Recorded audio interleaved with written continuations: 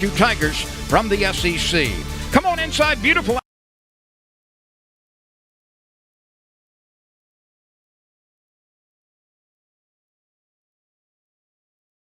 I'm Lynn Rollins. Oral Roberts pounded LSU pitching and won 22-7 on Friday. Yesterday, LSU pitched a 12-0 shutout of Oral Roberts. The winner of this game wins the series. And yesterday, Landon Marceau was really good on the mound for LSU. Yeah, Lynn, he's kind of picked up right where he left off last year. He was LSU's best weekend rotation guy last year, and boy, he is 2-0 this year. 6 innings pitched yesterday, didn't allow a run, didn't walk a batter, punched out 7, Lynn. And if you look on the season, this is how good he's been.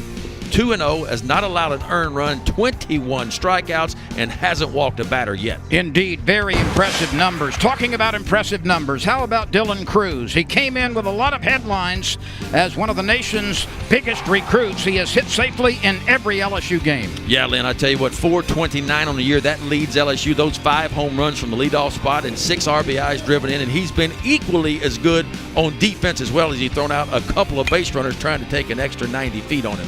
Believe it or not, we're near the 20% mark in the regular season. Let's compare some numbers. Oral Roberts and LSU. Yeah, LSU with a big advantage in batting average, although Oral Roberts did raise their batting average some 20 points with those 22 points on the first game of this series. LSU also those 21 home runs, Lynn. That's number 1, tied with South Carolina in the SEC. On the mound this afternoon for LSU, it's the veteran A.J. Labus. He did not pitch well in his first start. He pitched really well in his second start. And, Ben, this is start number 3 for Labus with an inning and a third to his credit so far. Yeah, that's 8 and a third. That start against Tech was a little bit different. He punched out 8, Lynn, but did give up 11 hits and 5 runs, but settled right back into what you normally see from Labus against Youngstown State. And I look for him to be on his game. He is a strike thrower, a 5-to-1 strikeout to walk ratio for his career, so he normally fills up the zone. And right on cue, he starts the game with a strike to the leadoff batter, Joshua Cox, hitting .244. He's driven in 3, mostly a singles hitter, 10 base hits, 1 double, 1 triple, no home runs, and 3 driven in. Labus finds the inside part of the plate and quickly moves ahead. Well, that's A.J. Labus right there. You're going to see the fastball both in and out, a really good breaking ball, and he has an outstanding changeup he'll use mostly to the left-handed hitters as he runs it down and away from them when he does get ahead in the count. The LSU infield on the 0-2 count has shifted and playing this batter as a pull hitter, and he goes the other way, but it's foul. This shift did not occur until there were 2 strikes. Let's look at the Golden Eagles lineup. There are only 2 300 hitters in this lineup. Ryan Cash, who is on deck, is leading the team with a .325 average, and Caleb Denny, a freshman, is hitting .308. Labus brings the 0-2 pitch. It's a little bit elevated. And Bennett was interesting, and the shift is still on. LSU was playing it conventionally on the infield until there were 2 strikes, and now you see the defensive lineup. Yeah, pulled over on the infield, but if you look, Gavin Dugas in left field, he's more towards the line, expecting the ball to shoot the other way. So they're expecting Cox hit the ball on the ground in the infield and probably in the air, or in the infield, pull it in the infield, and in the air they hit it the opposite way. 2 balls, 2 strikes on Cox. He hits one up the middle, and that defensive positioning perhaps saved a base hit. It's the shortstop, Drew Bianco, who threw it low to first base, but once again the wizard, Trey Morgan, plucks it for the out. Well, speaking of saving, yeah, Trey Morgan saves an error right there with a nice pick. Dugas, Strost, and Cruz in the outfield. Thompson, Bianco, Arnold, and Morgan on the infield. Labus and Milazzo are the battery, and Beloso is the DH.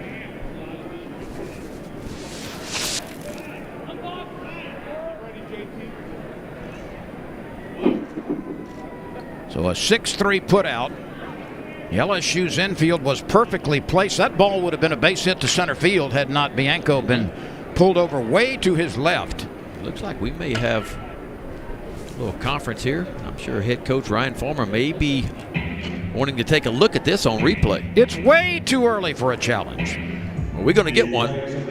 Yeah, coach's challenge coming from the Golden Eagles, Oral Roberts. Oral Roberts came in, 2-6 on the season coming into this game, and only had a team batting average of 223, Lynn, coming in. But boy, 22 runs scored in Friday night's game. That raised their average way up. And well, we mentioned it, Landon Marceau was outstanding. Last night he shut this offense down. LSU came back and won 12-0. Here's a little Oral Roberts trivia for you, though, concerning the 2-6 start. And we'll get to that in a moment. Here are the NCAA baseball rules regarding replay. Fair or foul can be reviewed. Home run or ground rule double. Catch or no catch in the outfield. Spectator interference or interference by a runner. Scoring plays, including collisions or timing plays. This 2-6 start coming into Baton Rouge for Oral Roberts was the worst since 2010. However, in that year, Oral Roberts actually won the Summit League and played in a regional. I don't see anything there that's going to overturn. Boy, that is so It is close. very close. It's almost like the foot of Cox and the ball gets in the glove of Trey Morgan just about the same time. And, of course, there's no such thing in baseball as tie goes to the runner. It's never been. That's right. And the call is sustained. He is out. Not enough evidence there to overturn that one for sure, but a nice pickup by Trey Morgan over at first base. I'll bet you can remember 1,000 times as a kid playing sandlot baseball. Oh, yeah. Tie goes to the runner. Tie goes to the runner. That's what we always thought. No, nope. There's no such thing. You're either out or safe. You have to beat the throw. That's right. Not tie the throw.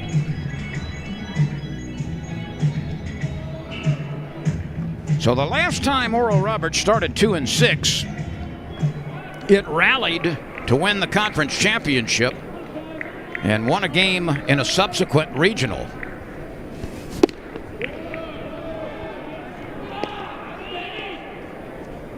Well, Oral Roberts is a team, you don't hear that much about them down south, but they're a team that's used to being in regionals. They're used to being in postseason play. Out of Tulsa, Oklahoma, Ryan Cash at the plate. The count is level now. Jake McMurray, who has hit safely in 3 consecutive games, is on deck. Oral Roberts had a run of 19 straight NCAA tournament bids that ended just recently in 2019. Bianco leaps, but he can't get it, and that ball is cut off in deep left center field. A nice job by Dugas of hustling to his left and stopping that ball from rolling to the wall. Yeah, that's 2 barrels in a row off of A.J. Labus. And you're right, Gavin Dugas out in left field was shaded more towards the left field line, but watch how quickly he gets this ball. The ball slicing away right over the glove of Bianco, and you'll see Dugas come into your picture, and he was hustling to cut the ball off on a dive just to hold the runner Cash to a single. 1 on, 1 out. Here's Jake McMurray. Jordan Wiley is on deck. Labus from the stretch. A strike at the letters. Labus 88 miles an hour on that one. That's kind of what you're going to see. 88, and he'll show you a 91, maybe a 92 occasionally, but he'll settle in the upper 80s. McMurray is hitting .257. He is not homered.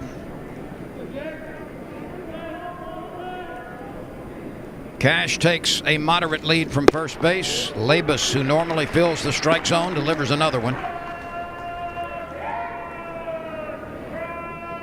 That's what you like about this weekend rotation of LSU, especially when you talk about Labus and Marceau. Marceau hasn't walked a batter. We touched on that early. Really good control. Labus is typically right there with him. Just got to get behind him and play defense, but they're going to give you a chance to win. They both are very stoic on the mound.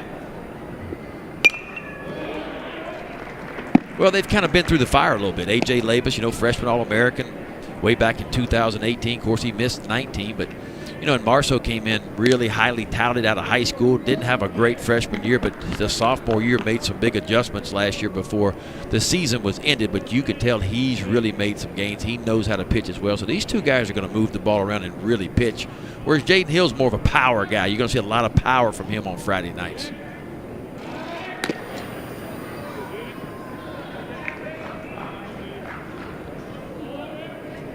Cash has attempted 4 stolen bases. He's been good on 3 of them.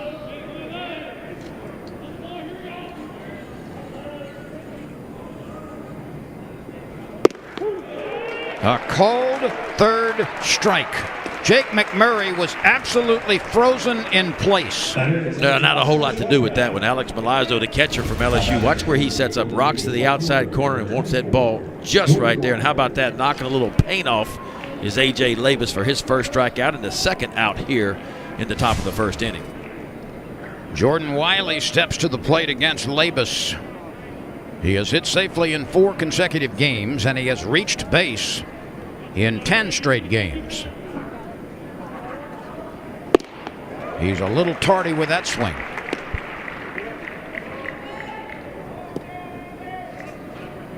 Jordan Wiley a week ago was the Summit League Offensive Player of the Week. 2 outs, a runner at first base on Cash's single.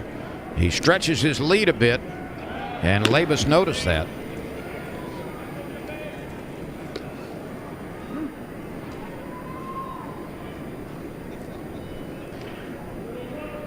Wiley at the plate with a teammate at first. His sister Jasmine played basketball in the Southland Conference at Sam Houston State. That was a pitch out. You don't see a lot of that in college baseball. Oral Roberts hasn't shown they're going to run a lot. They do have 7 stolen bases here early in the year. I went back and looked at their numbers last year. They only stole 3 bases last year in 16 games. Cash is leaning, and he has stretched his lead. He bluffs a dash, and it's 2-1. In the Summit League, if you're not familiar with the Summit League, Omaha projected to win it. Oral Roberts, and then North and South Dakota are there, and Western Illinois is the 5th team. So only 5 teams in the Summit League this year. There were 6 last year. Purdue Fort Wayne dropped out and went to the Horizon League. So just 5 clubs this year. Labus is throwing a lot of strikes in the first inning. Yeah, he's taking that 2-seam fastball and he's sinking it down and away from the left-handers. Just like Landon Marceau has 2 different fastballs. Do you mind if I open the window in front of me? Go ahead. I'm going to need your help, of course, between innings. We'll get it in between innings. Okay. You can't reach it. I've got torn, biceps All the and things days of that of nature. throwing, yeah. That's right. Rotator cuff and labrum. Oh, yeah.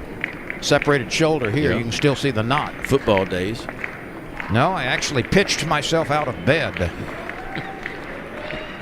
I dreamed I was tackling one of the Mannings in a Super Bowl. I did make the tackle, but I suffered an injury. Well, as long as you made the play. Now remember, neither one of the Manning quarterbacks were known as, they weren't speedsters. galloping quarterbacks. No. Now their dad, Archie could run a little bit. Yes, he could. Of course, Archie ran for his life is where he learned to run. That's with correct. The Saints early in those years. No man has been beaten up any more than him. He had to be fast. The 2-2 pitch. Sliced foul out of play.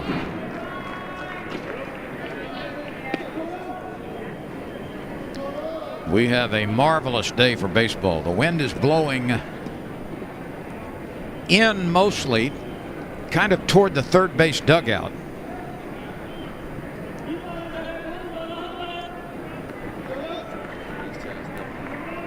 Right now, 67 sunny degrees. No chance of rain. Winds out of the east-northeast at 11. And Labus strikes out Wiley as he reached for one. Second strikeout of the inning for Labus. We'll take another look here as Labus gave up a base hit but threw a lot of strikes in the first. That ball just tailed away from the batter. We move on. LSU coming to the plate. We are scoreless.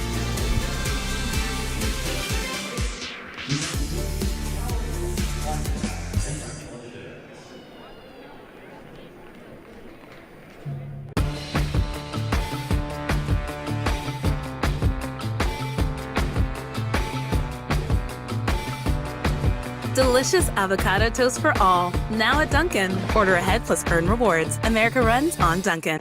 Home is where dinner time sometimes means showtime. And sometimes magic time. And sometimes rodeo time. Pillsbury. Did you know the source of odor in your home could be all your soft surfaces? Odors get trapped in your home's fabrics and resurface over time. Febreze Fabric Refresher eliminates odors. Its water-based formula safely penetrates fabrics where odors hide. Spray it on your rugs, your curtains, your furniture, all over your home to make it part of your tidying up routine. Febreze Fabric Refresher for an all-over freshness you'll love.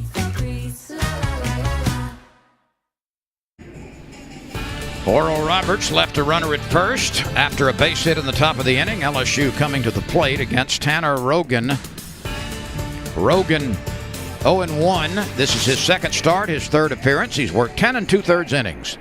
Yeah, Rogan from Gillette, Wyoming.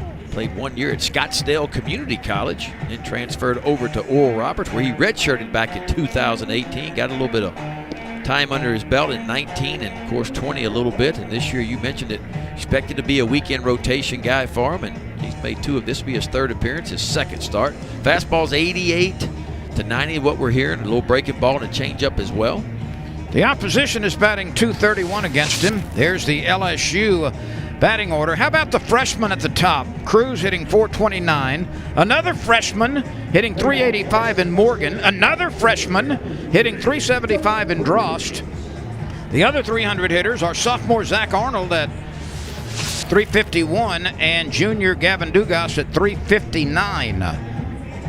Yeah, this is a young lineup, no doubt about that. I call them young and dangerous. That's what they are, because they are dangerous. You see the 21 home runs LSU's put up. We've talked about that. That tied South Carolina for the most in the SEC, and that's a tie for third most in the entire country. So the young Tigers have packed some powerful bats this year. Cruz swings and drives one deep to center field. It is tracked down 3 or 4 steps in front of the warning track by Joshua Cox. That's a long way out to go straightaway center field, but with the wind blowing kind of in like it is, it certainly knocked that one down. A loud out to deep center field, caught by Joshua Cox. Wiley is flanked by Denny, or rather Cox is flanked by Wiley and Denny. Oviedo and McMurray on the corners, Martinez and Cash the middle infielders. Rogan and Gibson form the battery, and Swift is the DH. Morgan is first pitch swinging, and he lines it out to left field, and Jordan Wiley is there. LSU not wasting any time. Approach is to hunt the fastball. If you get a fastball you like, have a good swing at it. Both Cruz and Morgan have gotten those fastballs, but nothing to show for it yet. Here's Drost making his 7th start. He has made the most of his playing time. He's 9 for 24 with a couple of doubles and a couple of home runs. And he sharply drives one up the middle for a base hit. 3 good swings by the Tigers to get things started.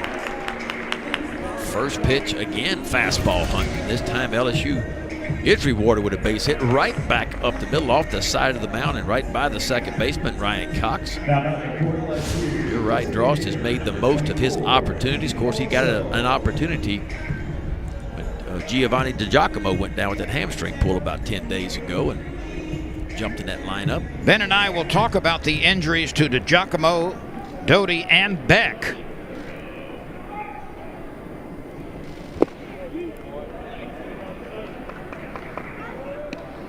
Veloso hitting .250, 8 for 32, a couple of doubles, 1 home run, 10 driven in. Yeah, the RBIs are good, but LSU wants this young man to hit the ball out of the ballpark. This is what he is here to do. Double-digit home runs his freshman year. Last year, the average was good in a truncated season, but the home runs weren't there for him. I like that, truncated. It's the second time I've heard you say that this year. Good word. The most overused word in the English language the last 12 months. You've only used it twice, though. I mean, that's not overused. I'm not going to say it again. I'm just going to say shortened. Okay. That'll be the second most overused word.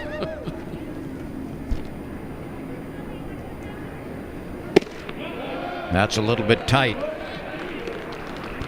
Rogan had pumped the previous pitch under the hands for a strike. Drost is getting a big lead at first base. We'll see if LSU puts him on the move. He's 1 for 1. Yeah, Dross can run a little bit. Above average speed. He is not going. A liner out to right field, and a leaping catch is made by Caleb Denny. He battled the sun. He was able to get there, leave his feet to make the grab. Some well-hit balls in the first, but a runner left at first base. We go to the second. Oral Roberts nothing, LSU nothing.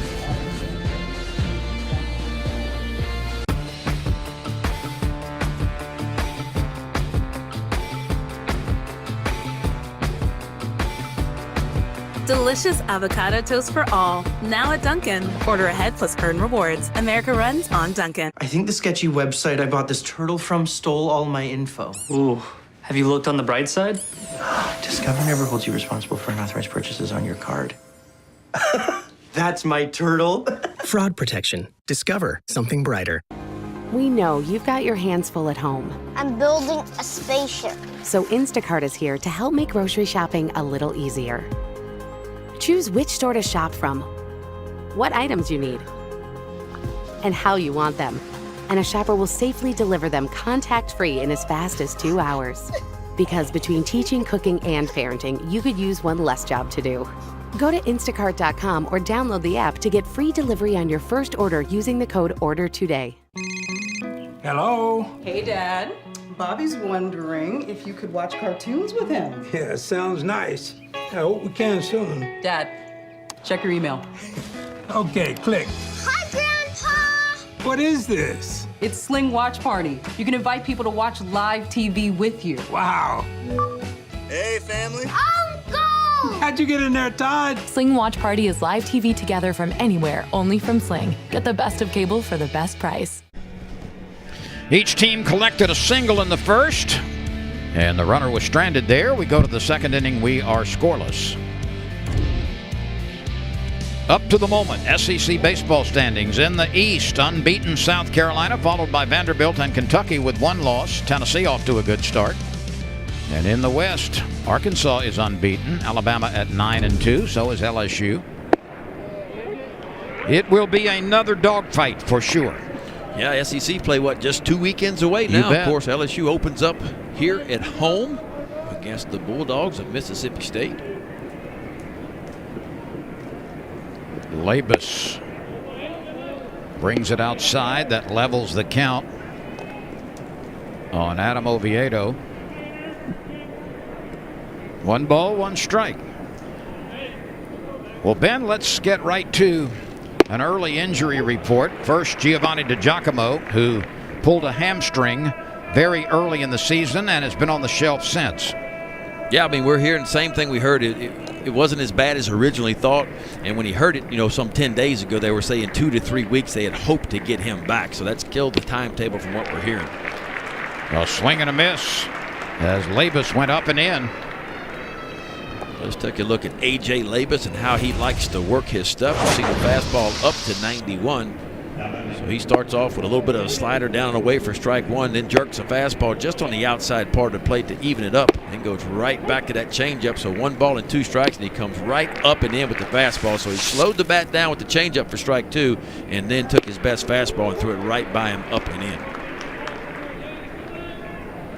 Well, he continues to throw strikes. 75% of his pitches in the first inning were strikes.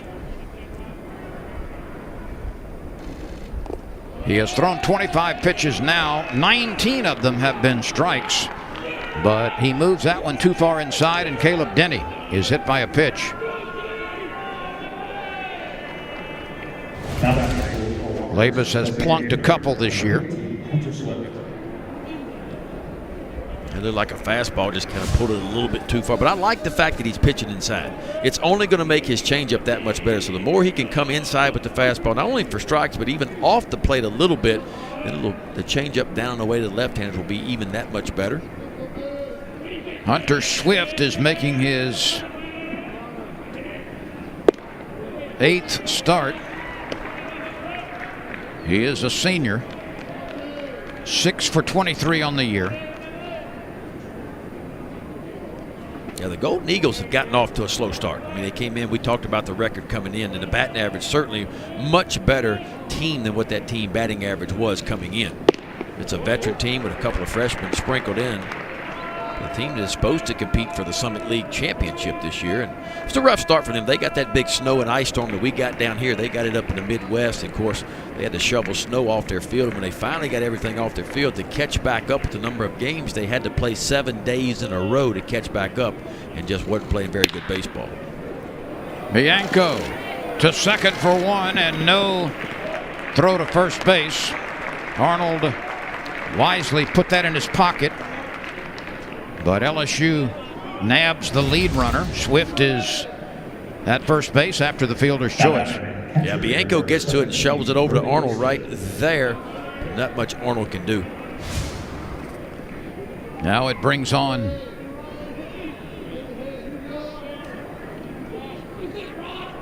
Brody Gibson.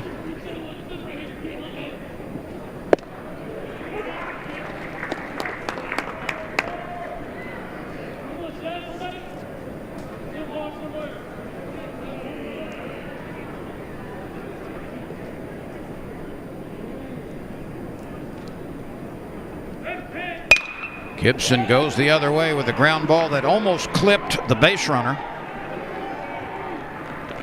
So Gibson delivers a single to right. Yeah, Gibson not trying to do too much with this. He more or less just pokes it over in that 4-hole, and you can see Swift kind of getting up, getting out of the way as he goes from first to second. But 2 out here. Oral Roberts runners on first and second. Gibson was hitting only 100. He was 2 for 20 before that base hit. And here's Martinez, who is 207, 6 for 29. All of his hits have been singles, but he has driven in 7 runs. That's a little bit elevated from Labus.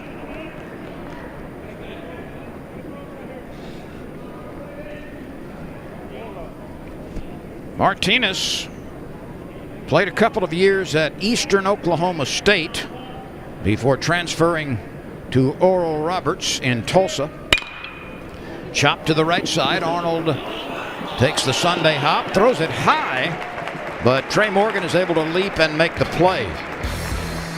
So a couple left aboard for the Eagles. We move to the bottom of the second inning. We are scoreless in Baton Rouge. He's finally asleep. Sometimes you need to take a moment for yourself. Instacart is here to help take grocery shopping off your plate. Choose which store to shop from, what items you need, and a shopper will safely deliver them contact-free in as fast as 2 hours. So while you recharge, your kitchen gets safely restocked. Go to instacart.com or download the app to get free delivery on your first order using the code ORDER TODAY.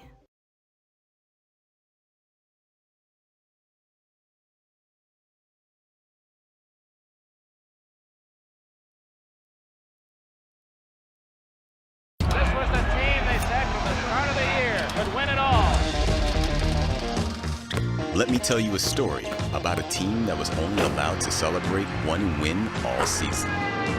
The fans got used to winning. They wouldn't settle for anything less. Boy, all the pressure this man's been under. His team's going to make it to the final. Nothing was going to stand in our way of winning. It was just in the atmosphere. An SEC storied film, Win or Else, Monday, March 15th at 9 on the SEC Network.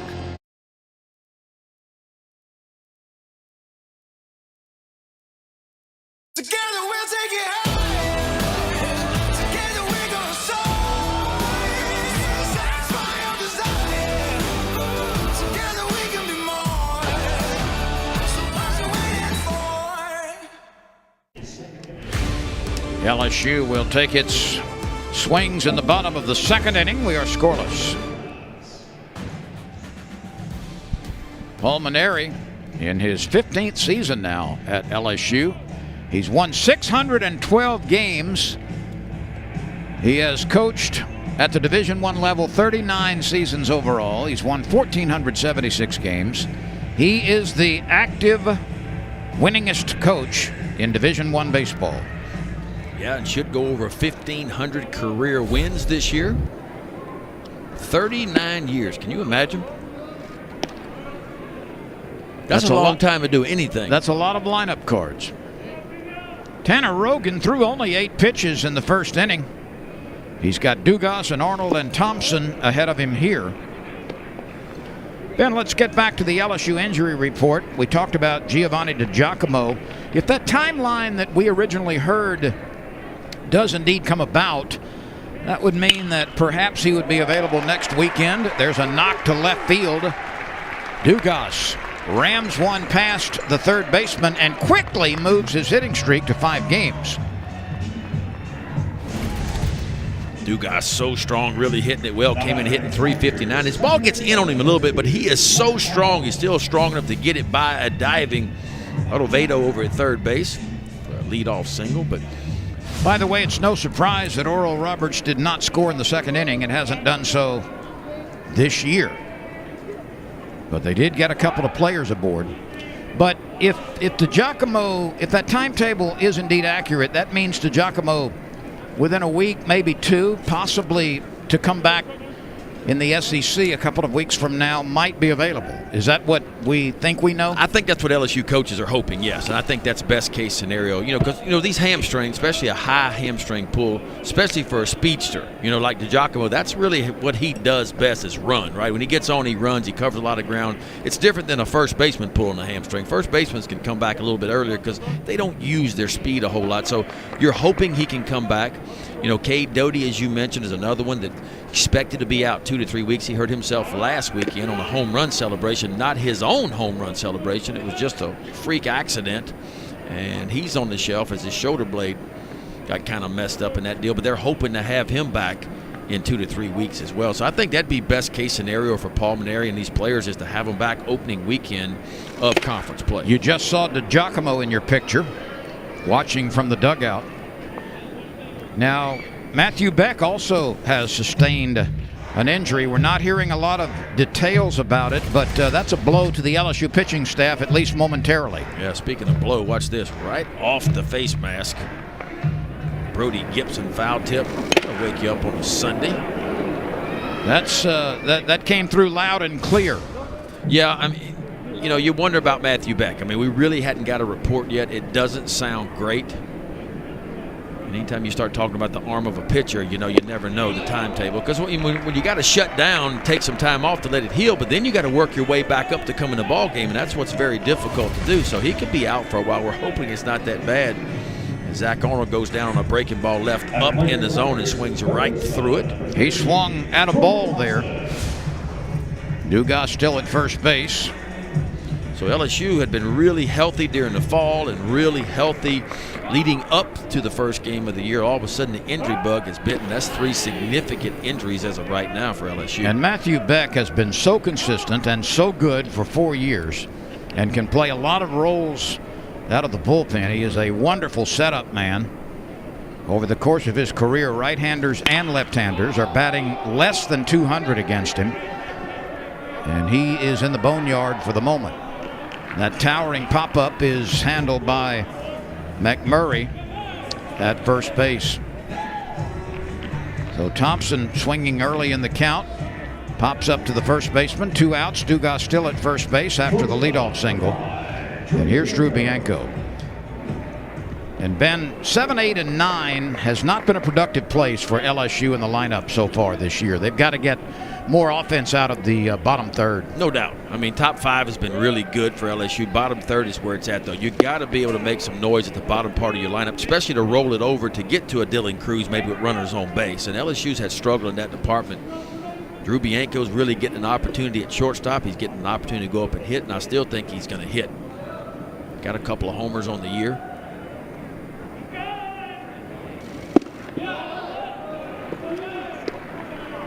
And of course, Alex Milizzo hitting the 9-hole. He's shown spurts of coming out of his too. He's got the average at 185 right now, but you do need production down towards the bottom.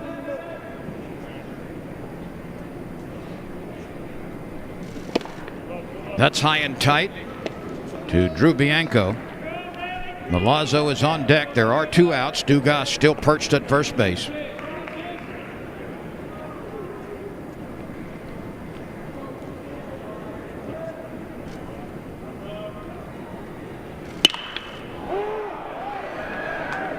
Wiley has a play in left field. He started back, but now he locates it and makes the catch. So LSU with a lead single by Dugas, but he remains at first base as the Tigers retake the field. We are scoreless after a pair of innings in Baton Rouge. We're for those who love to discover, who know an open mind is the only kind, who don't need to travel to find something new, who know where to escape, even just for a moment, who don't need a fortune to find a gem, and who know when you spend less, you can discover even more and never, ever stop discovering. Spend less, discover more at TJ Maxx and Marshalls.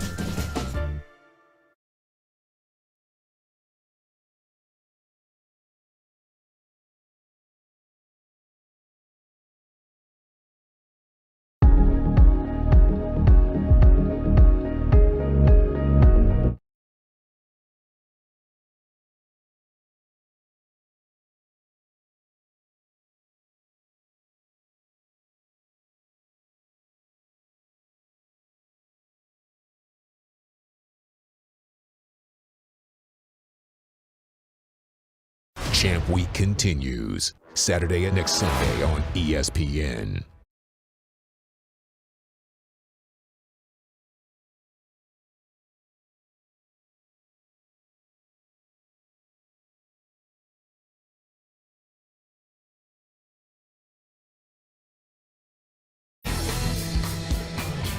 Each team has 2 base hits. Nobody has changed the scoreboard. We go to the third inning here in Baton Rouge. This is the deciding game of the series. There is Ryan Palmer. He's got 253 wins at Oral Roberts, former assistant there, coach of the year in the league in 2018, and always a competitive team. Always. No stranger to NCAA play. Matter of fact, he's been the 4-time Summit League Coach of the Year. Was assistant coach for 9 years before becoming the head coach in his 10th season now. He's Palmer. Yeah, this program, Oral Roberts program, has been to 28 NCAA regionals. I mean, they have been around a good bit and had that long stretch. It ended in 2019, but they made 19 consecutive trips to the NCAA tournament. Arnold is charging, transfers, throws it nicely over to Morgan. Well done by Zach Arnold at second base. Yeah, Zach Arnold, of course, began the year at shortstop. Made some nice plays over there. Recently has moved over to second base as Drew Bianco's getting a look at shortstop. This tough play right here. Gets around it nicely where he can get that body going a little bit towards first base, and a good strong throw over. So the leadoff batter, Cox, twice has grounded out. And here is Ryan Cash, who had a solid base hit last time. So, Ben, let's project a little bit.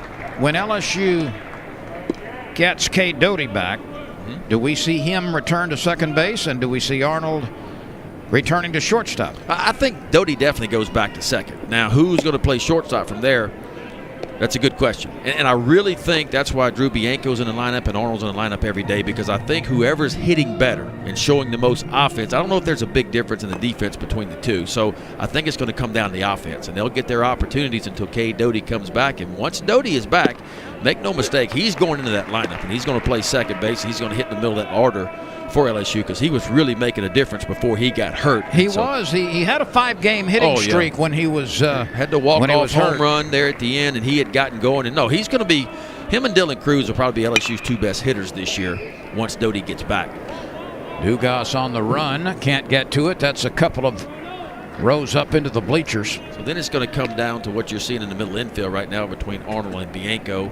Because I feel like Jordan Thompson, the freshman over at third base, is kind of making a statement. The batting average is getting better for him. He's starting to make some plays over there. I mean, the average isn't great. He's hitting .212, but he does have 3 home runs, Jordan Thompson, and 7 RBI. So I think he's kind of solidified that third base spot. So it's going to come down to the shortstop position, I think, between Bianco and Arnold. The infield is shifted. Playing Cash as a pull hitter.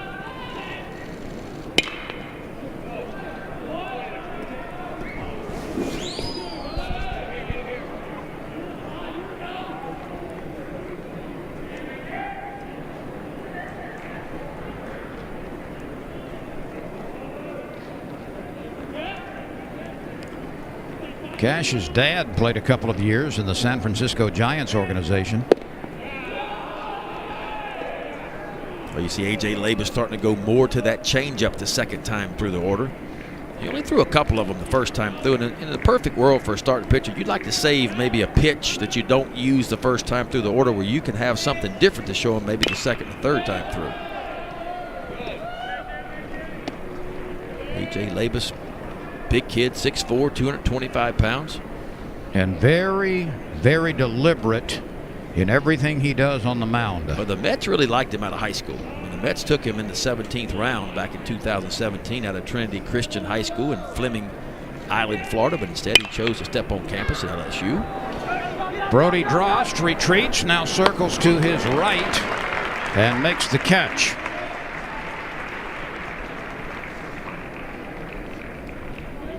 Two outs in the third. First baseman, Jake Murray. What a gorgeous day we have here in Baton Rouge. Yeah, I haven't asked you yet. Now, what color is the sky going to be Well, there's today? a beautiful shot of the sky. Yeah. That is the color of a Catahoula cur's eye. Oh, I like that. A liner off the bat of McMurray. Finds the grass in center field. A two-out single by McMurray. He's hit safely now in 4 straight games. You're familiar with the Catahoula cur, aren't you? I am. Okay, so one of those eyes is yellow. The other is the color of our sky today. I like that.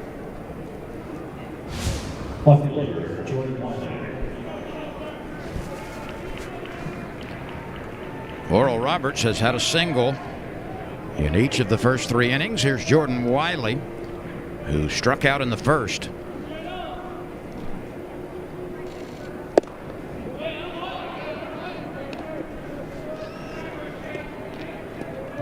Hasn't the Catahoula cur been designated as the Louisiana State dog? I think so. Yes. Yes. I'm sure folks will let us know if it's not, but I think it is. It's a worthy candidate. That's a cool looking dog. Super I love sweet those eyes. dogs, too. Great dispositions.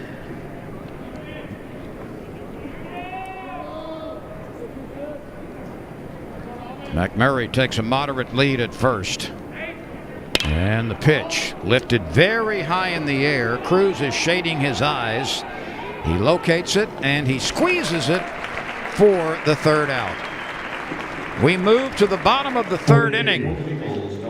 There have been some base runners, but nobody has crossed the plate. We remain scoreless.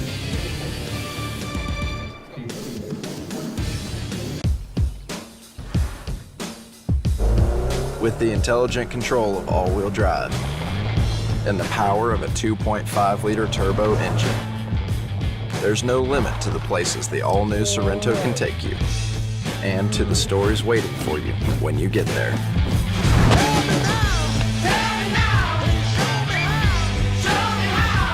The all-new Sorrento, the world's first storytelling machine.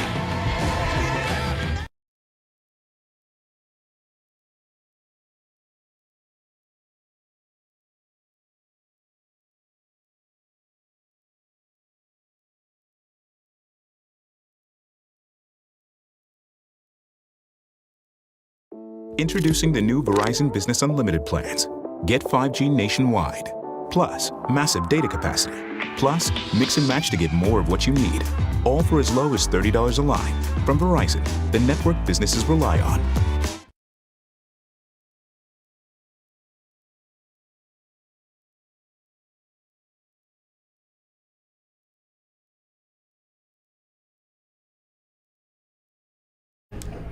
No runs, 3 singles for Oral Roberts. No runs, 2 singles for LSU. We go to the bottom of the third on a gorgeous day in Baton Rouge. The foul poles are 330 feet away from the plate on both sides. The power rally's at 365. Center field is 405 feet from the plate, and this is a 10-foot high fence.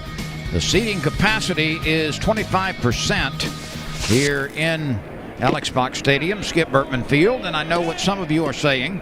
Well, wait a minute. We thought things had been increased to 50%. That is true in some places. However, the social distancing requirements remain in effect, and that does not allow the capacity to be increased here. People are seated in pods as much as possible within their own group, so certainly the precautions continue here at the ballpark. Back to baseball. Alex Milazzo at the bottom of the order is the first hitter for the Tigers. Milazzo hitting 185. He's had one extra base hit. That was a double. He has driven in 2 runs.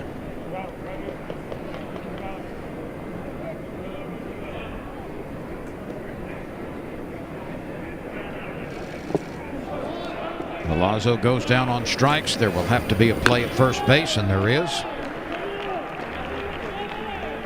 Tanner Rogan showing some good stuff. Pitching a lot like A.J. Labus is. Fastball a little bit less on the radar gun, but a good changeup. Pretty good breaking ball as well. He's mixing his pitches. Dylan Cruz hit the ball hard last time. He backed Joshua Cox up in center field to near the warning track. Dylan Cruz has been in the hit column in each of LSU's 11 games.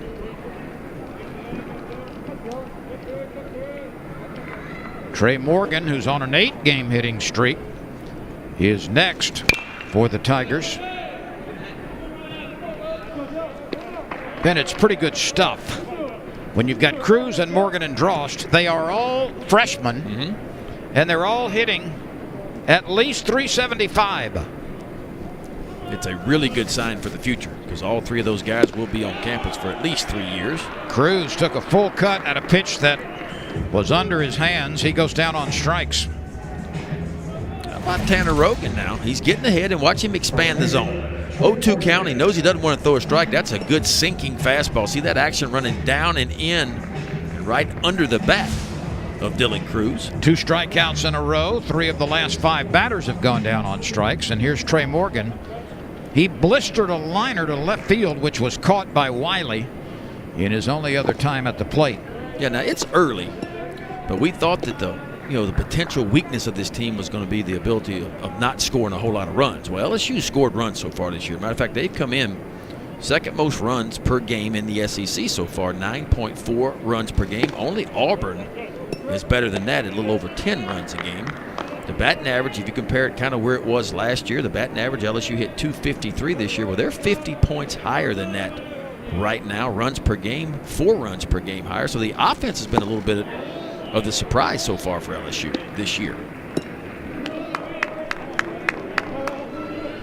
Now the question is, as competition really starts to heat up here in a couple of weekends, when you start seeing the SEC pitching, can you continue putting up runs? And can the bottom third of the order contribute a bit more? That's going to happen. 212, 143, and 185 are the batting averages at the bottom right now. The 3-1 pitch. Lined into right center field, and the center fielder makes a diving try, and he cannot get it. Morgan is pinwheeling around second. Here's the relay throw. He is safe with a headlong slide.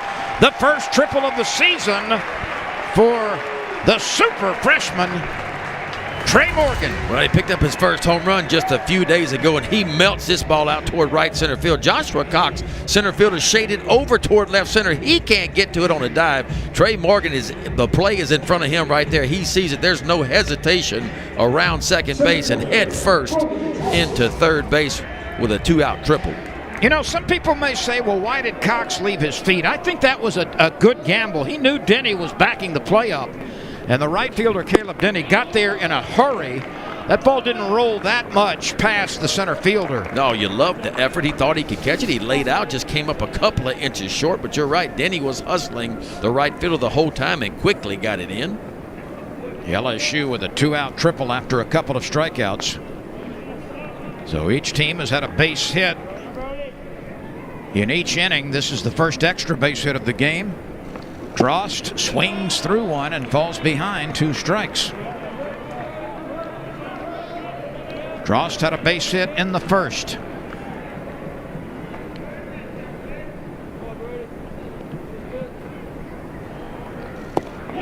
And he goes down quickly. What a recovery by Rogan. A triple by Morgan. He's left at third base. And Rogan struck out the side around that triple. So we move forward. We are still scoreless. The 4th inning is straight ahead.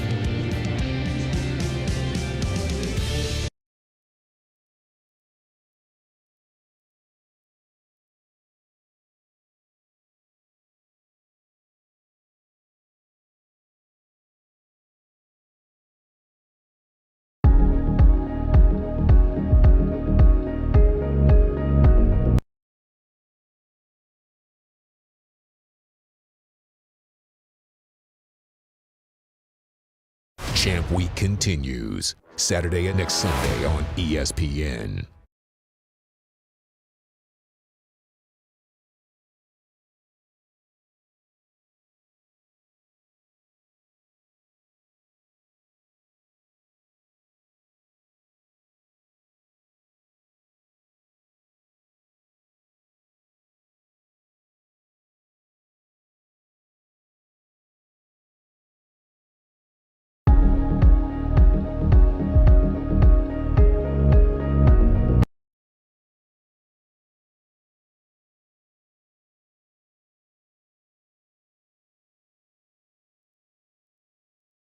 Together we'll take it higher. Together we can be more. What you waiting for? Oh, the follow by Tillman. John Petty got it again. Together we'll take it higher. Together we're gonna soar. Satisfy your desire. Together we can be more. So what you waiting for? What you waiting for? Old Glory in the breeze in center field here at Alex Fox Stadium, Skip Bertman Field. College Baseball Hall of Famer Ben McDonald and Lynn Rollins with you. We are so pleased you have chosen to spend some time with us today. It's a Chamber of Commerce afternoon for baseball. The winner of this game wins the series. 22-7 was the Friday night score in favor of Oral Roberts. 12-0 was the score yesterday. LSU coming back to post a shutout as Landon Marceau was brilliant in a starting role. And today both pitchers are working effectively. We are scoreless in the 4th. Labus is still filling the strike zone. Ben, he had thrown 48 pitches in the first 3 innings. 36 of those were strikes. You can't really do much better than that. Well, both of these pitchers are doing their thing. Neither has walked a batter as of yet. Strike one, they're expanding the zone. When they get ahead, they're using their off-speed pitches. We've seen some really good changeups. That's just that hard 2-seam sinking fastball of A.J. Labus. And that's kind of his bread and butter with the fastball, because he's not going to light up the radar gun with mid-90 stuff. But watch the movement on this pitch. Starts in the zone, and look at the last 5 or 6 feet. The bottom falls out of it. Almost looks like a changeup, but it's not. It's 89 miles an hour, and that's that 2-seam sinking fastball from A.J. Labus. There's his total, 52 pitches. He is filling it up, 39 strikes. And 4 strikeouts, including Oviedo twice. Yeah, and Oviedo's supposed to be a good hitter. Matter of fact, preseason, he was named by D1 Baseball to be the Summit League Player of the Year. Labus has got him twice so far. Caleb Denny was hit by a pitch last time. 1 ball, 1 strike. Hunter Swift is on deck.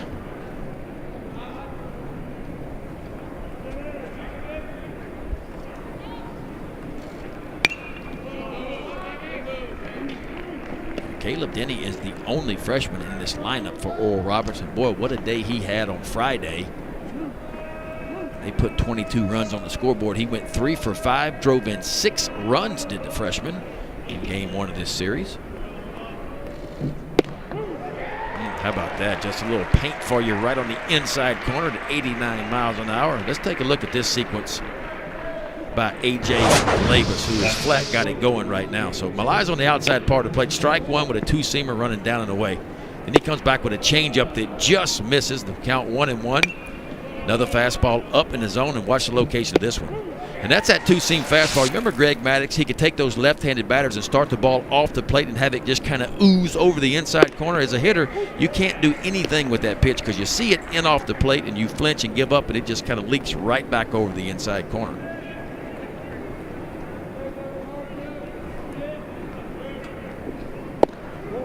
LSU's next action after this game is Tuesday the 9th of March against Texas Southern. That's a 6:30 start Central Time.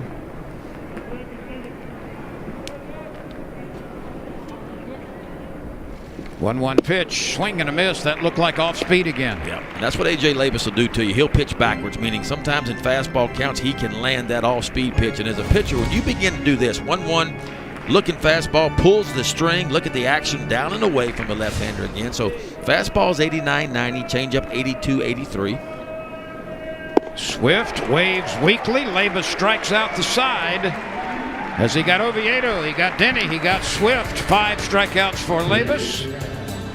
And we move on. Make it 6 strikeouts for A.J. Labus. Nobody has reached the scoreboard yet. Come on. Seems about right. Your cousin from Boston. I brought Sam. Where's the water? Dude, what if we found a dead body out here? Rope swing. Canoe trip canceled. It says watch out for cougars. Oh, Dave, I didn't know your ma was out here. Yeah. You got a knot, kid. Oh, sorry. Nothing like a Sam Adams in the great outdoors. Not too heavy, not too light. A shooting star. That's a plane. Shooting star. Same plane. When you buy this plant at Walmart, Abe and Art can grow more plants so they can hire more employees. Like me.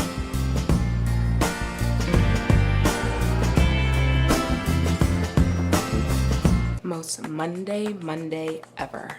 Case of the Mondays? Just open the Instacart app to shop all your favorite stores.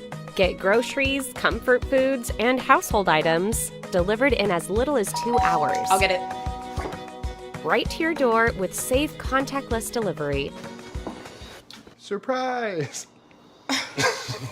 Download the Instacart app today or visit instacart.com to get free delivery on your first order.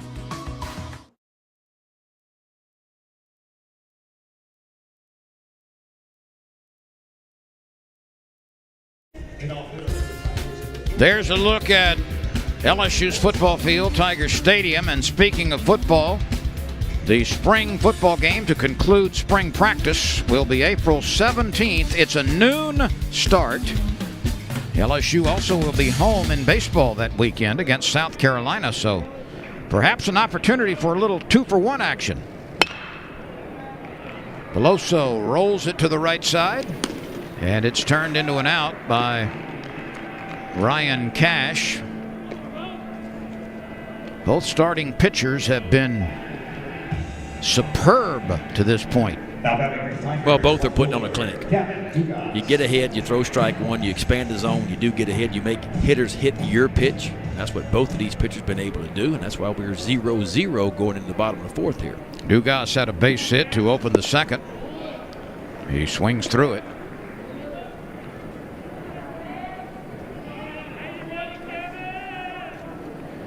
Dugas out of Houma, Louisiana.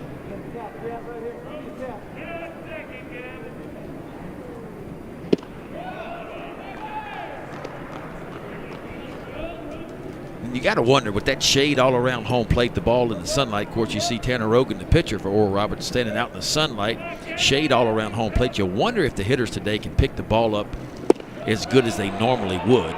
Well, they're not picking up the changeups, that's for sure. Both pitchers have thrown off-speed stuff with great touch and great skill. Well, and you know, hitters hit off spin, so they see the spin of the fastball, they see the spin of the changeup, and you wonder, because of sunlight and shade, if they're picking up the spin quite as well today. And Dugas just can't believe it. He swung through 2 balls, 1 fastball, 1 breaking ball. It felt like he was right on. 74% of Rogan's pitches have been strikes. So he and Labus have made it easy on the plate umpire today. Ryan Broussard calling balls and strikes. That right hand has come up plenty. Mark Chapman at first base, Jordan Alvarado at second base, and Alex Ziegler at third. This has been a well-paced, very well-pitched game. Both starters are in control. 2 outs. LSU got a base hit in the first, a base hit in the second, a triple in the third, and that will probably be a base hit for Zach Arnold. Martinez went to his left, and the ball scooted past him as he reached for it. Yeah, this is going to be a tough play. Two-seam fastball kind of gets in on the hands of Arnold. He inside outs it. And Martinez was a bit tardy getting there. That ball had enough oomph to make it to center field. So a base hit in every inning now for both teams, except for the fourth for Oral Roberts. LSU has 3 singles and a triple. And that ball popped off the glove of Gibson and puts Arnold in scoring position. I'm not sure if he were crossed up, Ben, but he should have been crossed up with nobody on second. Just a spinning breaking ball. And it almost if you look at his eyes right there when he was receiving that ball, he was kind of looking at the runner over at first base and Zach Arnold. I think he just didn't catch it cleanly. Did I hear wild pitch? No way. That's a routine catch.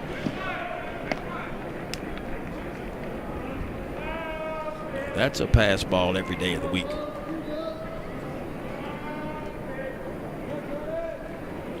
A runner at second.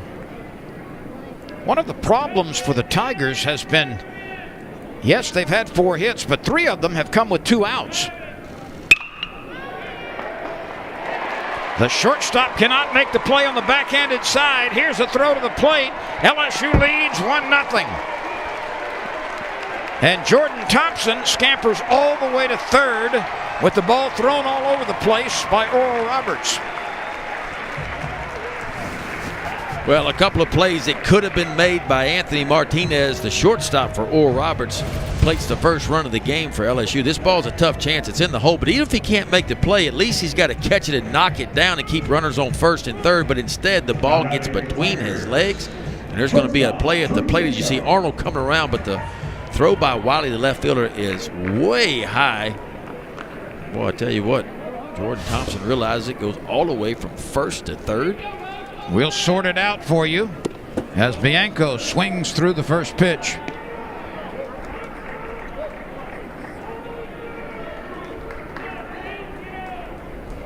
It will be a single and an RBI for Jordan Thompson. He moved to second on the throw to the plate. He moved to third on a throwing error from the left fielder.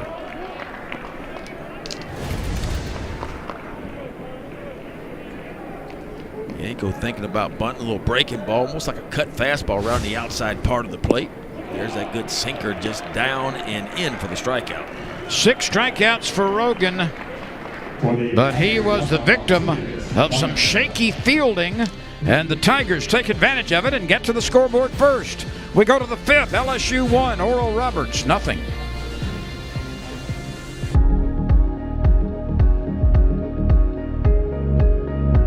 Most Monday ever. Case of the Mondays? Just open the Instacart app to shop all your favorite stores. Get groceries, comfort foods, and household items delivered in as little as 2 hours. I'll get it. Right to your door with safe, contactless delivery. Surprise! Download the Instacart app today or visit instacart.com to get free delivery on your first order.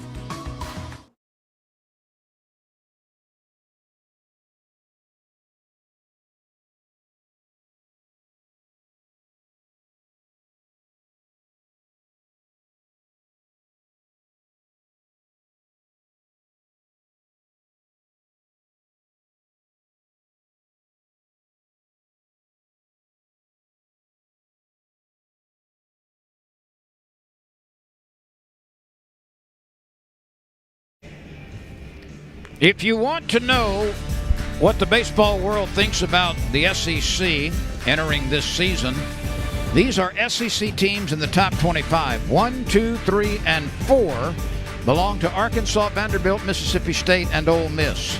Florida is number 6. LSU is 11. South Carolina is 14. Tennessee is 18. Yeah, we're only in the third week, and 3 different SEC teams have been ranked number 1. Of course, Florida began the year ranked number 1. They dropped 2 or 3 that weekend to Miami and fell down a little bit. Then Ole Miss was number 1 last week, and they dropped 2 or 3 at home to Central Florida. Now Arkansas is getting a chance at number 1. They've won both of their games so far this weekend.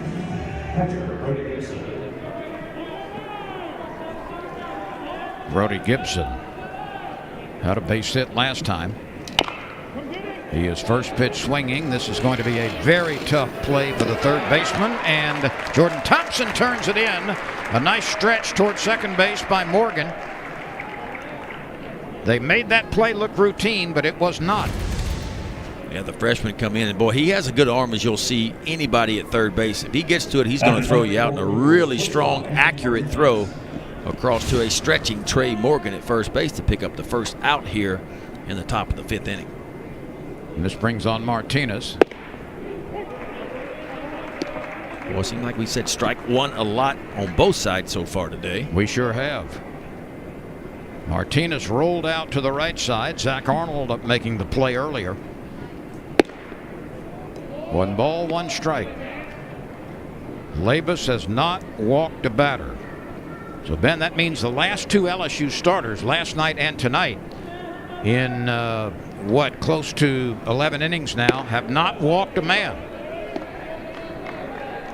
That is a recipe for success, and that's what you hope you get from Marceau and Labus. They're not going to power you. You're not going to see mid-90s fastball, but what you're going to see is guys that really know how to use the stuff that they have. Martinez with a base hit to center. He just got the fat part of the bat on it and shot it to center field. A 1-out knock.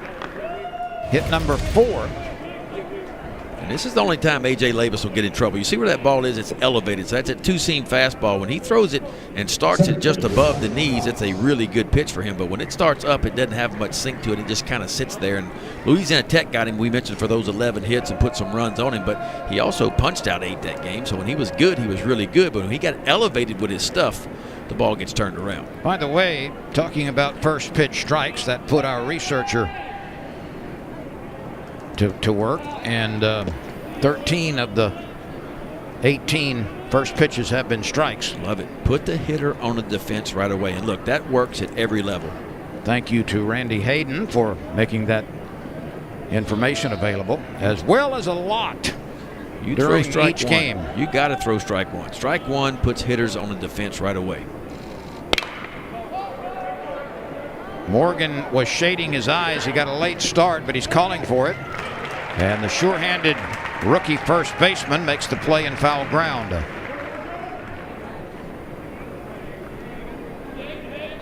You know, Trey Morgan's always got his pocket turned inside out on his right side, his back right pocket. At first I thought it was just an accident, but every game we do, and of course we don't get a chance to talk to the players, but evidently it's some superstitious thing that he does, because every game from start to finish, that right back pocket is hanging out.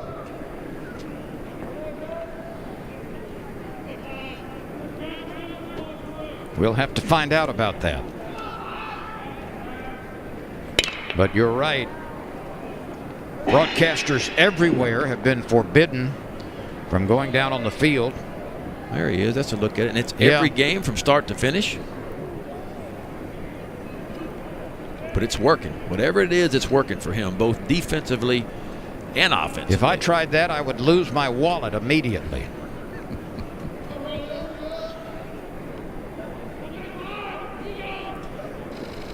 Come to think of it, I don't know where it is right now. That's not good. No, it's not.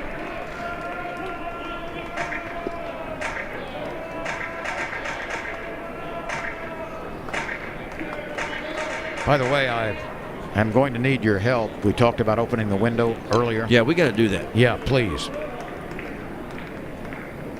The 0-2 pitch, a little bit high and away. Ryan Cash is up for the third time. He had a first inning base hit. He flied to center in the third. Martinez at first base with 2 outs. LSU leads 1-0. That marker came in the 4th. Runner is on the move. Milazzo throws, and it skips into center field. Martinez is on his way to third. A stolen base and a throwing error on the catcher Milazzo.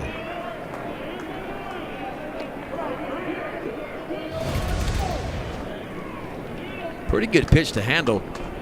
Milazzo did not make a good throw there. Drew Bianco did all he could to keep it in front. Nice head-first slide, pick up the ball right away, take an extra 90 feet.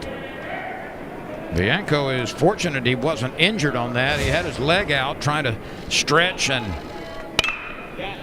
that sometimes that collision, when you're in an awkward position like that defensively, can be really hurtful. A lot of middle infielders get hurt around that bag on double plays and plays just like that. One thing that kind of helps you most of the time, guys are going in head first instead of feet first.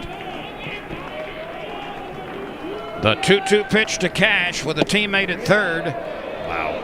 Labus tried to scar that inside corner. That's that fastball. Missed. Yep, that's that fastball again that he starts just in and has it just kind of ooze back over. And Alex Milazzo frames it. He thought he had strike 3. So did A.J. Labus, but instead 3-2 count now. The infield is very deep, back on the grass everywhere. Watch for the changeup here. The pitch. Lined into left field, and a layup catch is made by Gavin Dugas. Gavin Dugas left his feet. He saved a run. Boy, that ball was slicing back towards him the whole time off the left-handed bat of Cash. And watch this play. Superman lays out and saves the run, tying run just 90 feet away to get LSU off the field. LSU will take a lead into the 6th inning, 1-0.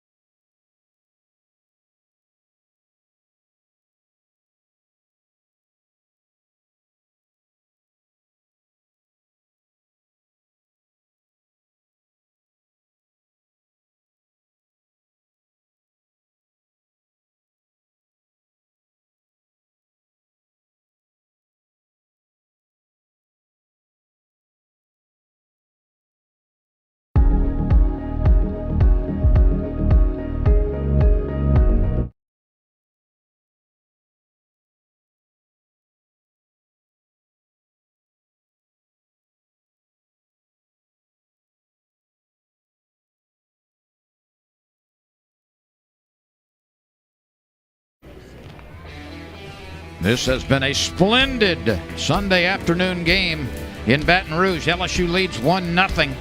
Let's look at what's upcoming for Oral Roberts, Oklahoma State on Tuesday, March 12th, 13th, and 14th, a series against Dallas Baptist. At Missouri State on the 16th, at St. Louis on the 20th, 21st, and 22nd. And then conference play starts against North Dakota State. Here's for LSU, Texas Southern, and then UNO. That's Tuesday and Wednesday of next week. And you see Texas San Antonio, Baylor, and UT San Antonio again. 2 weeks from last Friday, help me on this, Ben, if I'm incorrect, but SEC action starts 2 weeks from last Friday. Mississippi State will come to town, and they'll kick off that 30-game grind of the SEC. There was talk weeks ago of altering the SEC schedule, either playing fewer series but having 4-game series, a single on Friday, a doubleheader on Saturday, and a single on Sunday, and you might have reduced the number of series by a couple. That would have been, say, 8 series with 4 games in each. That would be 32. And that was certainly on the front burner for a while, but the coaches decided to go ahead and play a normal, regular schedule. And I like that better. I mean, 4 games, in a weekend is tough. I mean, you start to tax your pitching at that point. Some leagues are doing that. Yeah, though. some are. They're cutting back their midweek games and just playing more conference games. And Well, Paul Maneri's going to come out and argue as Milazzo got out of the way of that pitch.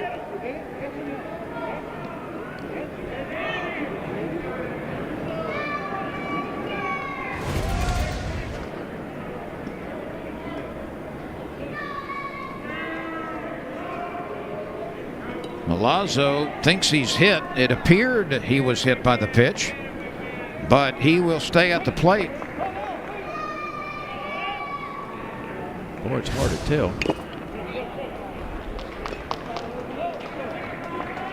Milazzo struck out in the third. But you can almost see at the plate what Milazzo is doing. If you'll watch his front side, his front hip, and you'll watch his front leg, which is that left leg, he almost steps in the bucket or steps a little bit towards third base a little bit. Watch his first step. You see how he opens up right there? That makes it really tough for him to handle the ball on the outside part of the plate because you're opening up your body, which means you're almost running out of bat a little bit. So anything that's off speed and anything on the outside part of the plate, he's going to struggle with. And I know that's something they're working on, is him stepping more towards the pitcher and trying to stay square towards the pitcher. Take a look at what I'm talking about right here. Watch the front foot. See where he's stepping more towards third base? He's also spread out a good bit, too, as he starts that swing. You'll handle balls middle in really well, but you'll get in trouble on off speed and balls on the outer part of the plate. See, he won't have no trouble with that ball. He'll be able to put a barrel on the ball on the inside part of the plate. Rogan has not walked a batter. He has struck out 6. The Tigers have 5 hits and punched across a run in the 4th. Milazzo is leading off the 5th. A chop to the left side. Martinez gets a chest-high hop, and Milazzo is retired.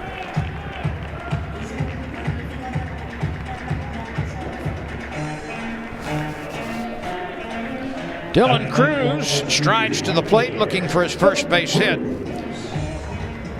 He hit the ball very hard to deep center field in the first. He struck out in the third. LSU's had some very awkward swings off of Rogan. Tanner Rogan, the junior right-handed pitcher, been around a little bit. He's got that fastball working. It's a sinking fastball. Not many breaking balls. It's almost been fastball and a really good changeup that he's used to both the right-handers and the left-handers.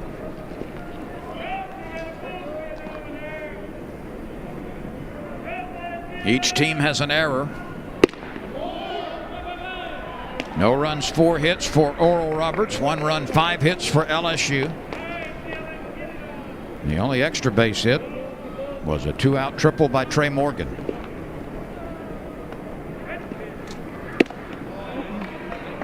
Cruz is on an 11-game hitting streak. He would love to extend it right here. The 2-1 pitch from Rogan. Skips in. So a hitter's count for LSU's best hitter. And this is where Cruz has shown a lot of maturity so far this year for a freshman, right? Looking for certain pitches in certain situations and then laying off if he's not getting what he wants. And this is a good example, 3-1. That was a pretty good pitch. Yes, it was. 3-1 fastball. You got to throw a strike. And I think Cruz had almost predetermined that he was going to swing. Yeah, because that wasn't a pitch he's going to drive right there. That ball down and away, and he kind of pulled off of it a little bit. But he can use the opposite field. We have seen that a lot. There's ball 4. There's a good example. So 3-2 count. Tanner Rogan chose with the changeup, and Dylan Cruz lays off of it, recognizes it right out of the hand. He's able to get on base with a walk. That is the first base on balls today for either team. 1 on, 1 out.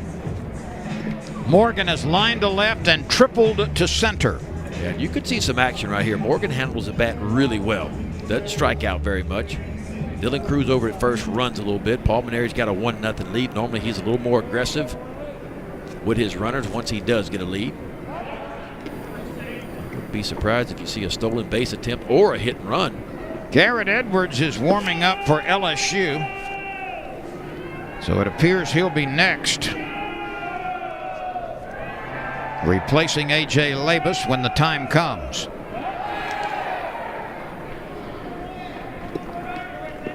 Cruz is 2 for 2 in the base stealing area. Didn't both of those come in the same game, if I remember? Yeah, they did. One was a a double steal, and the other one was by himself. Starting to get some action down in that Oral Robert bullpen as well. See, I don't know where my wallet is, but I remember the two steals were in the same game. What's wrong with that?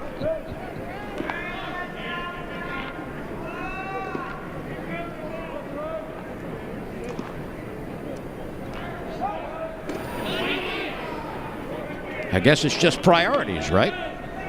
Well, it just depends on how much money you had in that wallet. 0. Oh, well, it's not that big of a deal then.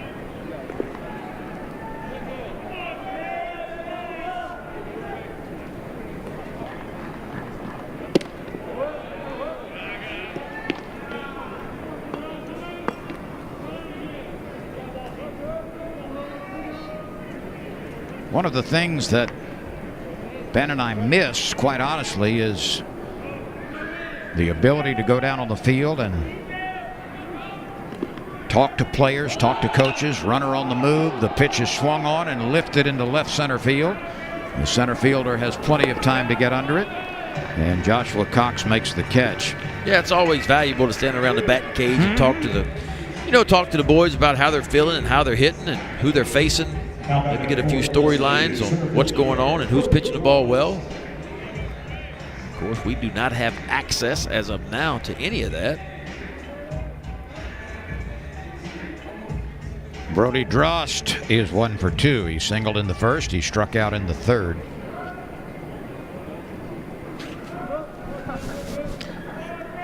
Runner is on the move. Swing and a miss. The peg down. Skips in, and a stolen base for Cruz. Well, just another part of Dylan Cruz's game. We talk about 5 tools all the time, and there's not many 5-tool players around. I mean, they can run.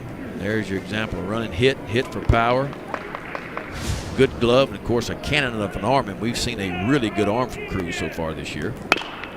Drost nubs one. The pitcher makes a short hop pickup and gets Drost at first base. So Cruz is left at second.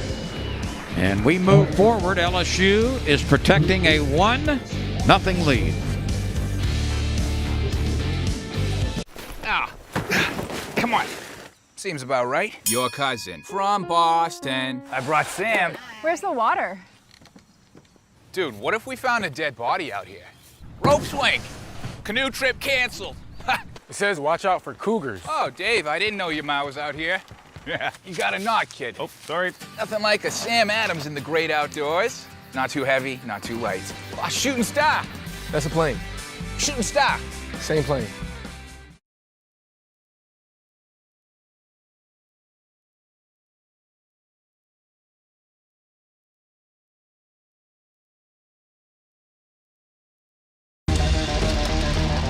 Let me tell you a story about a team that was only allowed to celebrate 1 win all season. Nothing was going to stand in our way of winning. An SEC storied film. Win or Else. Monday, March 15th at 9 on the SEC Network.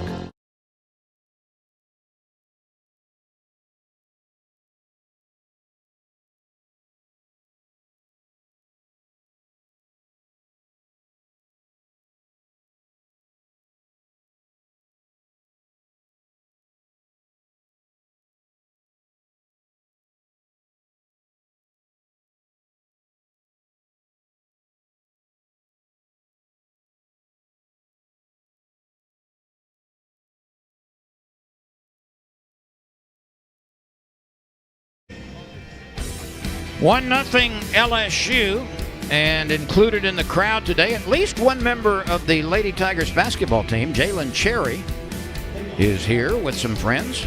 It is a good day to be outside. Enjoy some sunshine. A.J. Labus has returned for the 6th inning. There will be no play. McMurray with a perfect bunt. It stayed on the grass on the left side. Oh, I mean, you couldn't have rolled it out any better. Don't expect that bunt from your 3-hole hitter. Jake Murray came in hitting .257. Already had a single to his credit. Watch him lay this one down. Really late, he shows it and just places it perfectly. A.J. Labus does all he can do to get to it, but there's no chance over at first base. So the tying run is at first with nobody out. That's the first time that Oral Roberts has had the leadoff batter aboard. Drost is coming hard and gets there. Jordan Wiley flies to center field. A.J. Labus continues to pump in first pitch strikes. Third baseman, Adam Oviedo. LSU pitching now has thrown 14 consecutive shutout innings. Well, those 22 runs on Friday night hurt LSU. LSU had it 5th best ERA in the SEC when play began on Friday. Of course, when you give up 22 runs, they go all the way to 13th out of 14 teams. But a shutout yesterday, led by Landon Marceau, and a bunch of zeros so far today. We'll get the ERA back headed in the right direction. No runs, 5 hits for the Eagles. 1 run, 5 hits for LSU.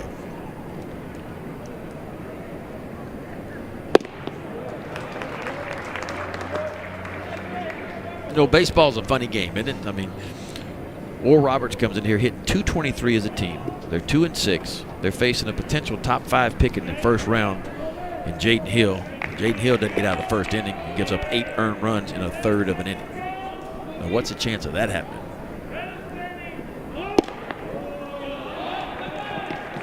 And LSU fought all the way back. If you remember, they got the score back to 8-7. Thought it was going to be one heck of a comeback, and Oral Roberts. Well, relief pitching didn't do its part either.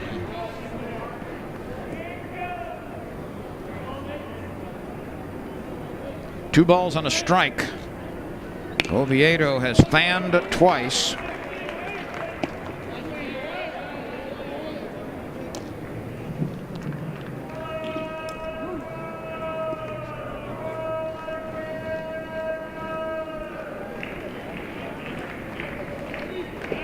Garrett Edwards continues to warm up in the LSU bullpen. Labus's pitch count is getting to the point where they might just lift him in this inning. A check swing ground ball goes to the right side, and Arnold makes the play over to Morgan. 2 outs now. Yeah, Labus, what, 80 pitches right now, 58 strikes. Probably get the opportunity to get this batter here, then maybe after that. A bunt base hit, but Labus has retired the next 2. McMurray is still at first. Here's Denny. He was hit by a pitch, and Labus struck him out in the 4th when he retired all 3 batters on strikes. Ground ball right side. Arnold has time.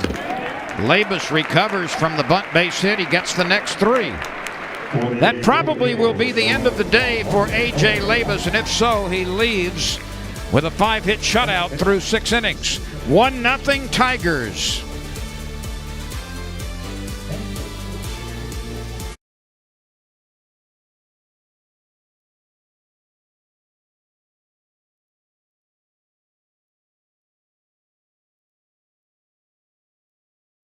Running a small business can get out of hand.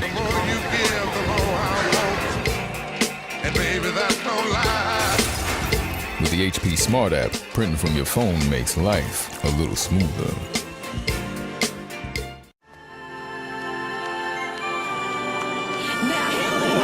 I can't help it if I'm popping, see them watch like it's outrageous how this flavor got them shook like. Hold up. Work it out. I hit it back with a brand new style. Bring it up into the floor, get wild. We turning up all the way on the down like baby, I'm fabulous. Limitless possibilities. The boldly new 2021 Nissan Kicks. Seems about right. Your cousin from Boston. I brought Sam. Where's the water? Rope swing. Canoe trip canceled. You got a knot, kid. Oh, sorry. Nothing like a Sam Adams in the great outdoors. Hey, anybody want to trade tents? PGA Junior League is a fun team golf experience for kids that the entire family can enjoy. Boys and girls learn the game from PGA and LPGA professionals and have a great time with friends. Find your team and get ready for a fun and exciting PGA Junior League season. No high fives for me? What is that? Come on. I want to see you out playing in your jersey and having fun. Visit PGAJuniorLeague.com.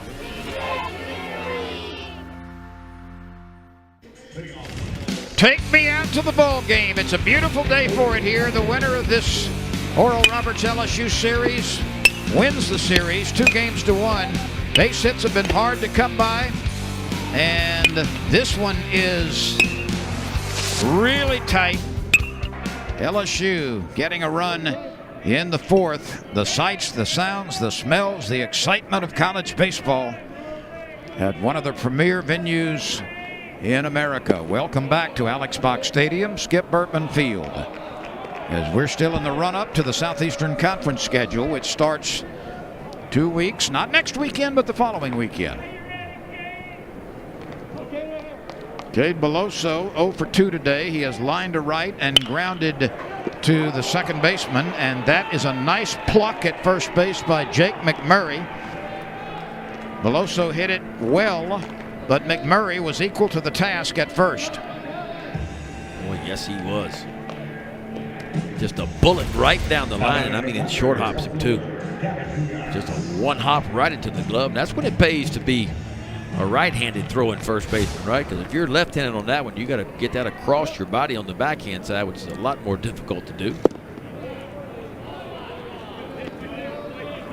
Here's Dugas, who's 1 for 2. He also has turned in a fabulous diving catch in left field with 2 outs that saved a run.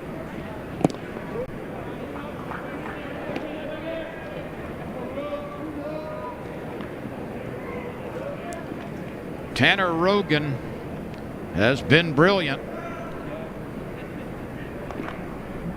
1 walk, 6 strikeouts. He hit a batter right there.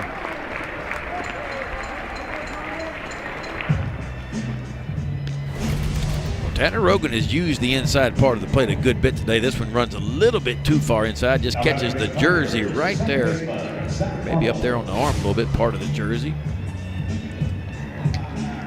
Zach Arnold comes to the plate. He has struck out and singled. He has scored the game's only run.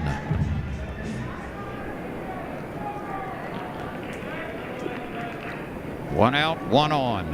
Dugas takes a moderate lead. Arnold tries to bunt it and misses for a strike.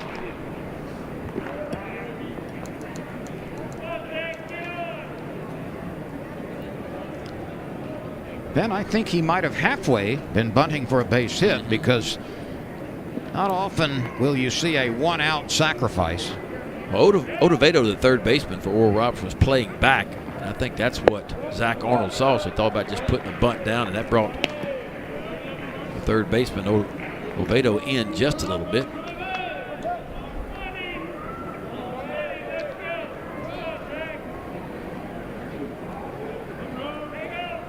Rogan checks the runner. Dugas draws a throw. We've talked a little bit about some of the restrictions this year at the ballpark. You'll be doing a lot of SEC Network games, and for other ESPN platforms, I understand your travel has been curtailed a good bit this year. Yeah, I will travel from my living room into my office area where there's a home studio set up. So we'll see how that works. Of course, we'd all rather be at the ballparks, but it is what it is right now, and so it's going to be very awkward. But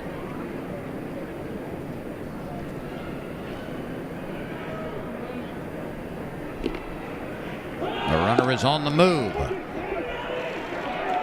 Safe at second base.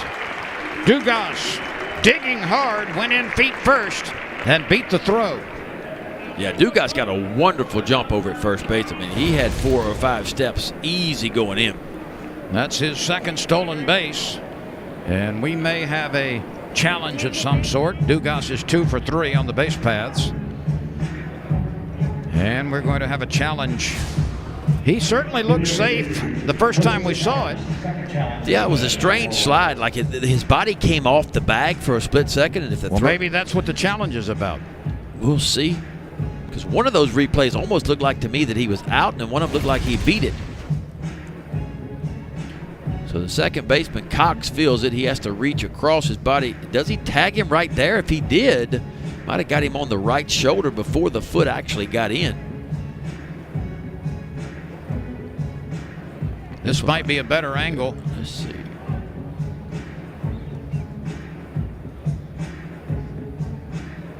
Boy, that is close, because see, you can't tell where the foot is.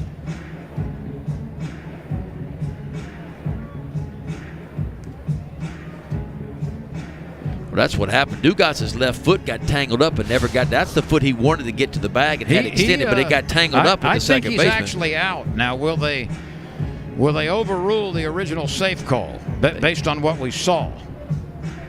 He definitely beat the throw, but when he extended his foot to get to the bag, it got tangled up with the second baseman, Ryan Cox's foot. It actually spun Dugas around. I don't know if his body ever got to the bag before the tag was applied.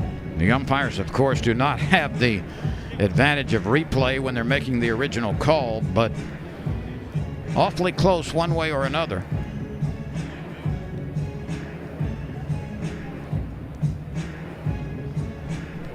The replay device is in the umpire's locker room. As you run up that tunnel, it's just to the right. A very nice umpire's dressing room, a small lounge area, appropriate refreshments, and plenty of opportunity to on a big screen to see replays. And they are in contact with our production crew here at LSU, which does an A+ job every time out.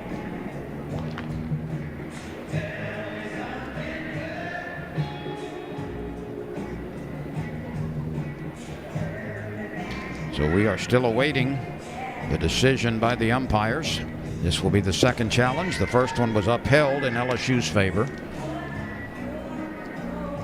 They've been in there a while.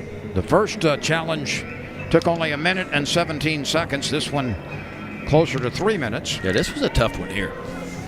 Safe or out? Out.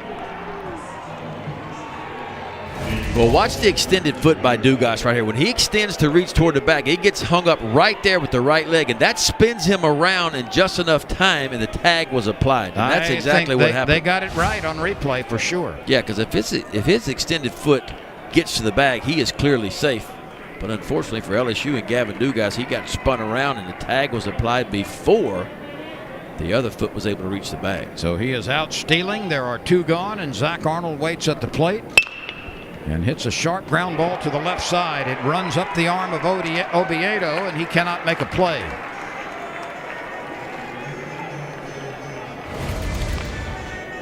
Just a routine ground ball, and Oviedo just comes up right in the heel of the glove on that one. At the plate for LSU, third baseman, Jordan Thompson. Here's Jordan Thompson. He is 1 for 2. He has an RBI. And that is the only run batted in of the game.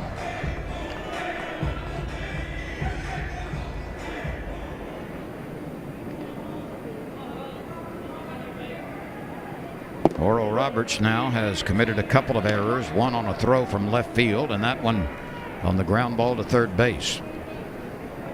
Thompson's base hit in the 4th moves his hitting streak to 4 consecutive games. Then you mentioned he looks a bit more productive at the plate in recent games, and the hitting streak would indicate that. Yeah, I don't think defense is going to be a problem. I think he's solid enough on defense. The question is, would he hit? Now, you love the wiriness, as you called it, of the body. It's a body that's 6'1", real slender, but there is some juice in the bat, and that's evident of the 3 home runs he does have. And I think that's what Paul Mainieri likes about him mostly, is the ability to hit the ball out of the ballpark. You hope the average gets better. You hope the defense continues to get better. Coming into the game, 3 of his 7 hits had been over the fence. And 10 driven in, that's a good number. Or I beg your pardon, 7 driven in. But that's a good number for 7 hits. No, he's been productive. That's what you want to see is production. Now 8 driven in on 8 hits. A little cut fastball just on the outside part of the plate. 1 ball, 2 strikes, 2 outs. Arnold draws a throw at first.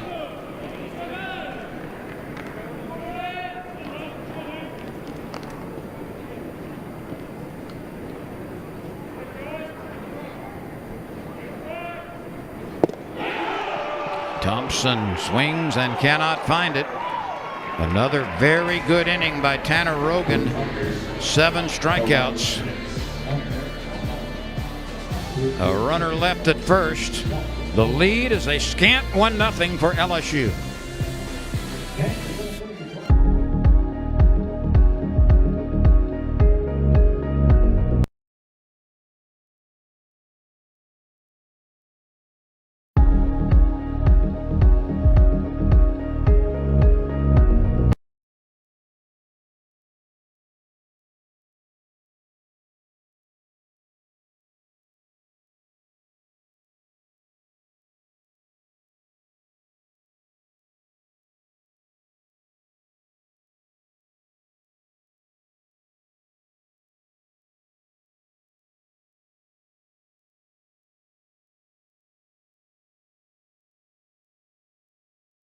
Looking for a fun team activity for your kids? Check out PGA Junior League. Learn more at pgajuniorleague.com. Together we'll take it higher. Together we can be more. What you waiting for? Oh, the follow by Tillman. John Petty got it again. Together we'll take it higher. Together we gonna soar. Satisfy your desire. Together we can be more. So what you waiting for? What you waiting for? LSU 1, Oral Roberts nothing. We go to the top of the 7th inning. A.J. Labus went 6 shutout innings. He gives way to Garrett Edwards, who is making his appearance with no record, a 3.60 ERA. He has allowed 5 hits in 5 innings. He has struck out 6. He has walked 2. It's up to Garrett Edwards in his 4th appearance to keep Oral Roberts off the scoreboard. Yeah, several relief appearances, 1 start for Garrett Edwards. Good stuff. Just a freshman from Pitkin, Louisiana. I had to educate you last time. Yeah, I'd never heard of Pitkin before, but now I have. Now I know where it's at, too. This kid here was an amazing athlete. I went back and read his bio. He was 2019 Class B Player of the Year in both baseball and basketball. And Pitkin is known for those 2 sports with many state championships. How about this? He's the 29th leading scorer in the nation by the time he left high school. That's how many points he put up. Turned down some basketball scholarships to put the spikes on here at LSU.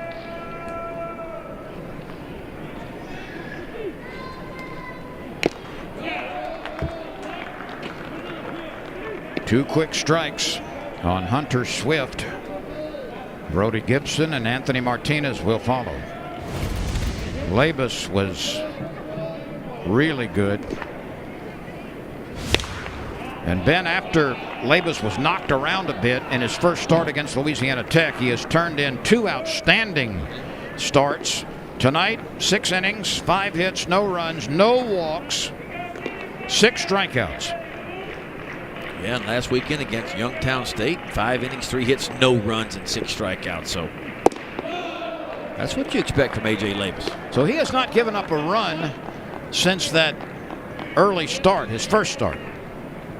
Both A.J. Labus and Landon Marceau are on their game right now. No doubt about that.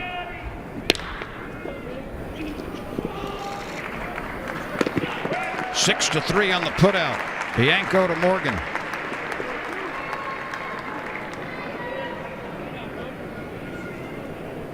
I'll bet you 3 years ago, if you would have asked Drew Bianco that he would be starting at shortstop this year, he might have cocked an eyebrow.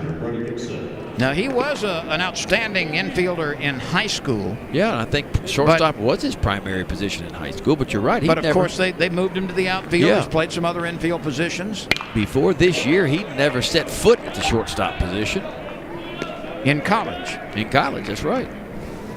So it was a little bit of a surprise. I think he's more comfortable there. If you would ask him, probably more comfortable playing shortstop than he is second or third base, because that's where he played really his entire career before he got to LSU.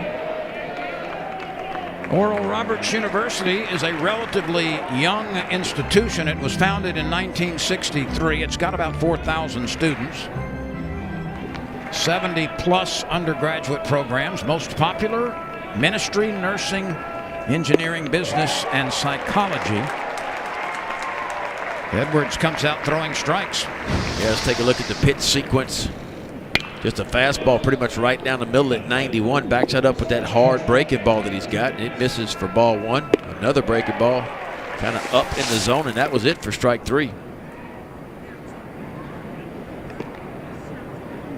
We got to get LSU throwing the ball around the diamond a little bit, you know? Well, they don't do that to save time plus COVID restrictions. Yeah, but it's not anything, like, because other teams are throwing it around the diamond. That is a fair ball.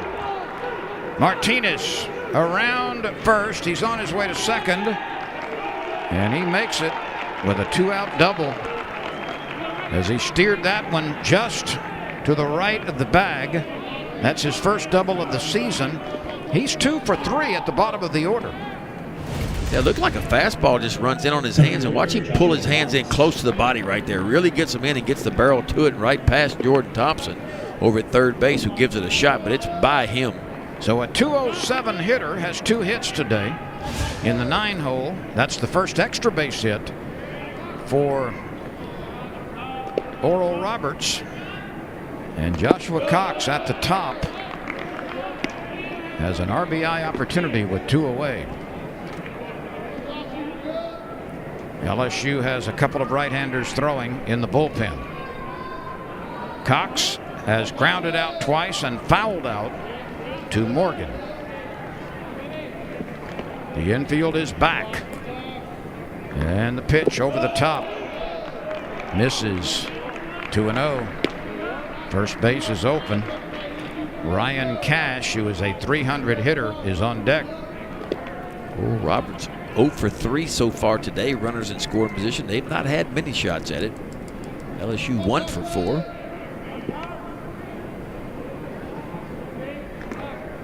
Cox has been really good with runners in scoring position. He's batting .429 in these situations.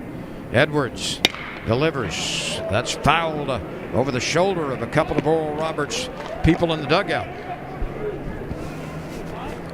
That's about as late a swing as you're going to see right there. Down it right over the dugout. LSU has been out hit 6-5. The Tigers lead it 1-0 in the 7th after 6 shutout innings from A.J. Labus. Garrett Edwards with a 2-1 count delivers. Now it's 3-1.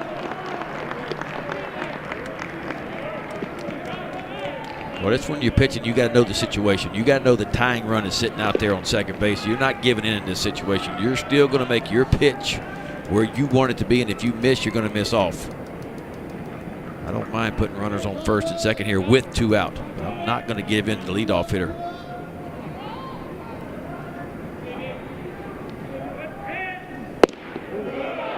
Boy, that's a pretty good pitch right at the bottom of the zone. Did not get the call. LSU fans not happy about it. This looked like a strike straight down the middle. Looked like it crossed just about knee high. Again, it's not where the ball's caught. It's where it crosses home plate. That is the first walk from LSU pitchers today. Here's Alan Dunn, the pitching coach for LSU. He's not happy about the call, but time to go back to work here. Ryan Cash does a little dance before he steps into the hitting area each time. Runners at second and first after 2 were out. A 2-out double by Martinez as he scorched one down the left field line. And then Cox has walked.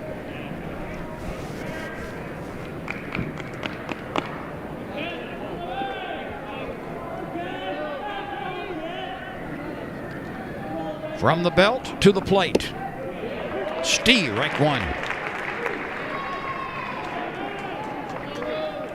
Cash has singled. He has flied to center field, and he hit the heck out of one in the 5th inning. A liner to left center field that Gavin Dugas turned into an out on a sensational diving catch That saved a run. The 0-1. Sliced off foul. That's a souvenir on the left side.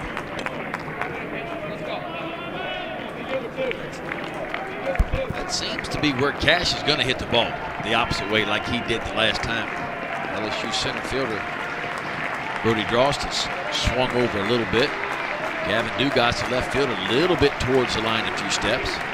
And the Alex Box Stadium Skip Bertman Field crowd sends encouragement to Garrett Edwards. He got into trouble with 2 outs. The youngster to the plate. Steve, right 3 called. Ryan Cash was locked up at the plate. He could not offer a swing. And the second strikeout by Edwards in the inning is a big one. A beautiful breaking pitch for the strikeout. Together we'll take it higher. Together we're gonna soar. Satisfy your desire. Together we can be more. So what you waiting for?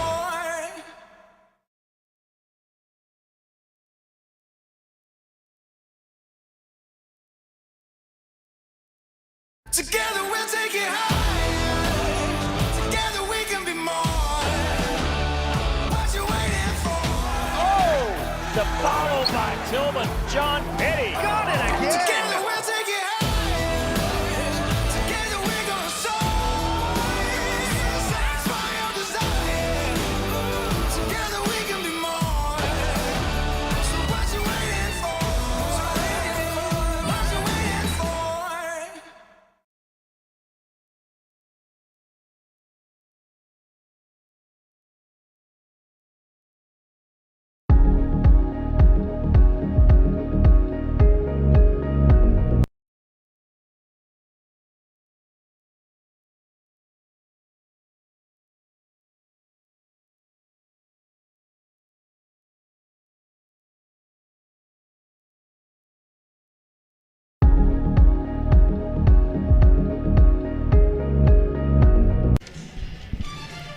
LSU has the narrowest of leads as we play in the bottom of the 7th inning. It's 1-0 Tigers over the Eagles of Oral Roberts. And Cade Denton has replaced the starter Tanner Rogan. Denton has only pitched 3 innings this year. He's allowed a couple of hits. He has struck out 4, walked 1. This is his 3rd appearance. He has not allowed a run. 6'3", 180-pound freshman. Bianco committed. Strike 1. Drew has flied to left and struck out. Milazzo is next. He's over 2. And then Cruz, who is over 2 at the top of the order. Bianco fouls that one off of the third base coach. Tanner Rogan was really, really good for Oral Roberts in 6 innings, 5 hits, 1 run, 1 walk, 7 strikeouts. And Ben, you can't pitch much better than he did. And look, if the defense would have played a little bit better behind him, he would have thrown a shutout as well. Oviedo stops it, comes up throwing. Bianco is aboard with an infield hit to open the 7th. Well, you take him any way you can get him. And Drew Bianco kind of rolls over this ground ball, but he hits it right down the line. Oviedo is going to lay out and catch it. By the time he gets on his feet and sets his feet across the diamond, no chance of get Drew Bianco, who runs a little bit better than average. That was a 2-strike pitch too, wasn't it, that he hit? Didn't hit it hard, but he hit it in the right place, and LSU something going. Would love an insurance run or 2 here in the bottom of the 7th. I have to believe Milazzo will be bunting. We will see.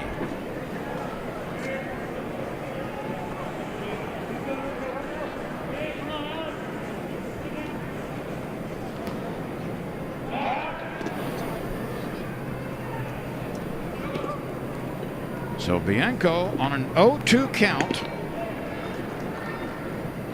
Singles to the left side on the infield. He's got a healthy lead at first base. Milazzo had showed bunt the first time. Don't bunt it if it's not a strike.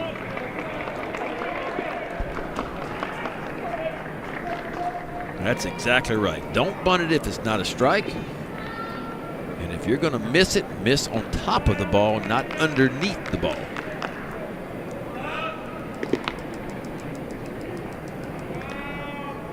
Bianco is leaning, and there he goes.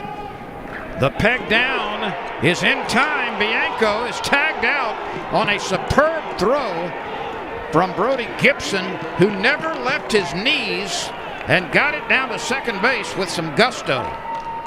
Well, the throw coming from the pitcher. We're gonna have another challenge here. Watch the catcher Gibson to his knees and just a perfect strike down to second base. And that is awfully close too. We're going to take a look at this one as well. The tag was up the arm, up the left arm of Drew Bianco. So this is the third challenge. Burn them if you got them, right? That's right.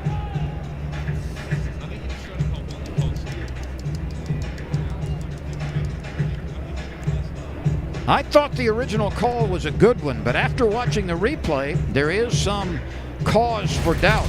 But it is close, because watch where the tag is applied. It's way up the arm of Drew Bianco, right there. The question is, it's hard to tell from that view, did the hand get in or not first?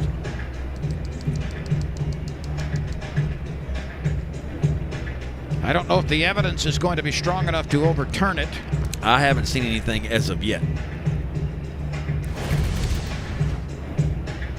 This may be the best angle.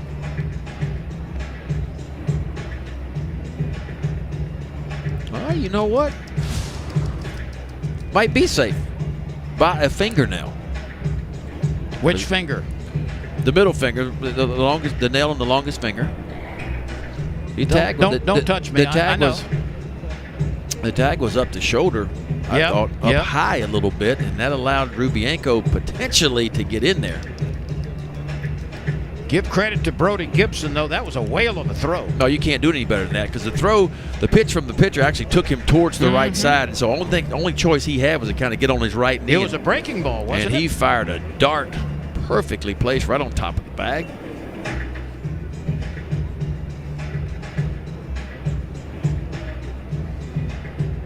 They are still looking at the replay video. Yeah, that last view we saw put a little bit of pause in my mind. The first two I thought he was out. That one, but that's how close it is. So you're going with 2 out of 3? Yeah, I'm going to stick with the original call just because 2 out of 3. But I would not be shocked now if it came back safe.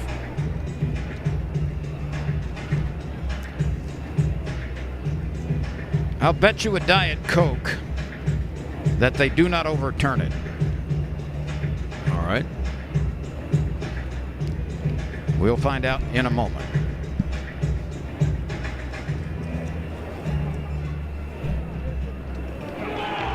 Oh, you a Diet Coke. We've had 3 really close calls. We have. But have the umpires gotten them right? Wait a minute. Have they all 3, the original call, all been right? The middle one. The middle one, that's right. Yeah. That's right. So they're 2 for 3. One more look.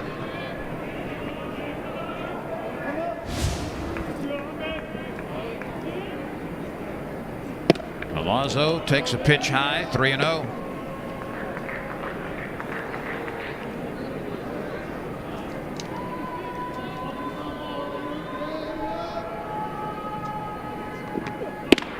Ball 4. I'm a little bit surprised that Bianco was running on a bunt attempt. Yeah, I am too. Steal. Especially if you can get him in the scoring position with Cruz coming up, who's been LSU's best hitter. Well, Cruz is up now, and a 4-pitch pass to Milazzo. But Dillon has lined out deep to center, struck out and walked. It took a perfect throw from Gibson to get him. And he was able to do it. It was. You can't do it any better than that. A sweeping breaking ball finds the strike zone. Cruz has an 11-game hitting streak on the line here. He's 0 for 2. By the way, when you come to the ballpark this year, be sure to seek one of the ushers or go by one of the stands that offer the free baseball programs. It's a very nicely done, full-color program. Many pages of interesting information, absolutely free. I'm looking at one right now. Trent Vittmeyer is gracing the cover. The fireman in the offseason, That's right? That's right. Trent Vittmeyer from Pittsburgh. I'm not sure how many pages this program is, but it's very thick and has an official autograph page on the backside. See, so the kids can get their autographs right there.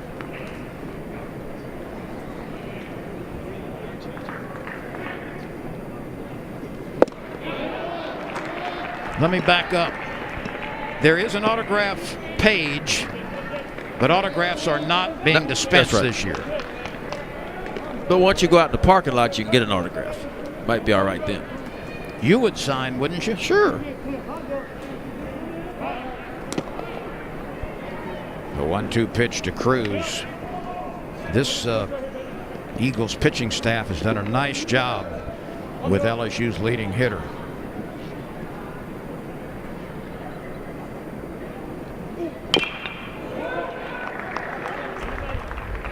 The Golden Eagles are 3-7.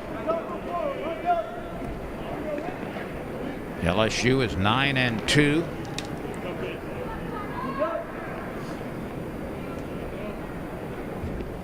Golden Eagles were 6-10 last year in 17 games before the season was ended. Cruz hits it deep to right. Denny is back, fights the sun, and makes the catch in the corner. A couple of steps in front of the warning track.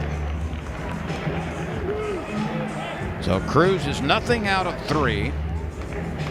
We'll see if he gets another opportunity to extend his hitting streak. Yeah, he drove that one pretty good too, but again, into the teeth of the wind. Wind's blowing straight across from right field towards the left field foul pole. He's hit the ball hard a couple of times. Now Trey Morgan, who bats from the left side with 2 outs. And the Golden Eagles have a left-hander ready, and they are summoning a southpaw. This is Adam Scoggins, a junior left-hander who will come on and replace Cade Denton. We will step aside. LSU leading 1-0 on this Sunday afternoon.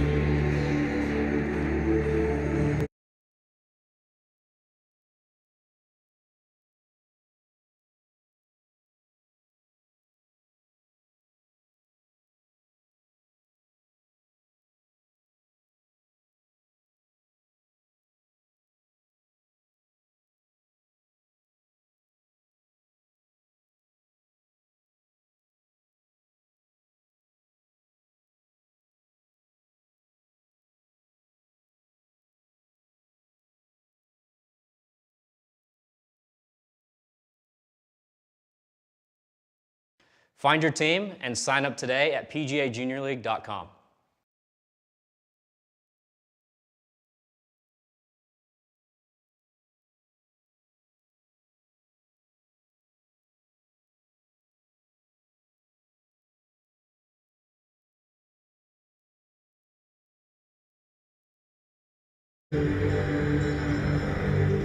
There's your big left-hander Adam Scoggins making his 4th appearance of the year. 6'3", 220-pounder from Springdale, Arkansas. Went to Crowder College for a year, then made his way over to Oral Roberts. You see what he's done on the year so far. 4 2/3 innings pitched, 5 hits.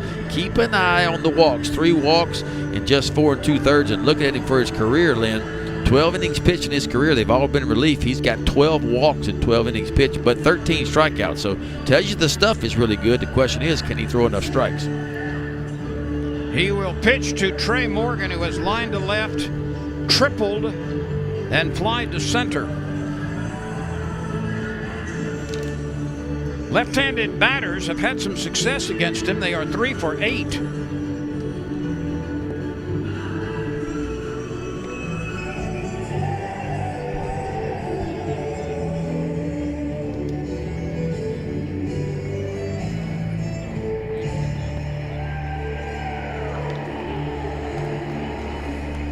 LSU would dearly love to add a run or two.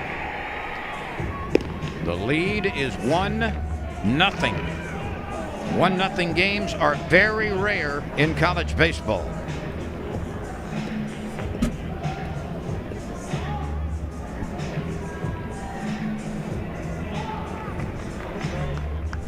You know, Ben, you've talked about over the years all the NCAA regional appearances by Earl Roberts. They've had 23 players go to the major leagues in recent times.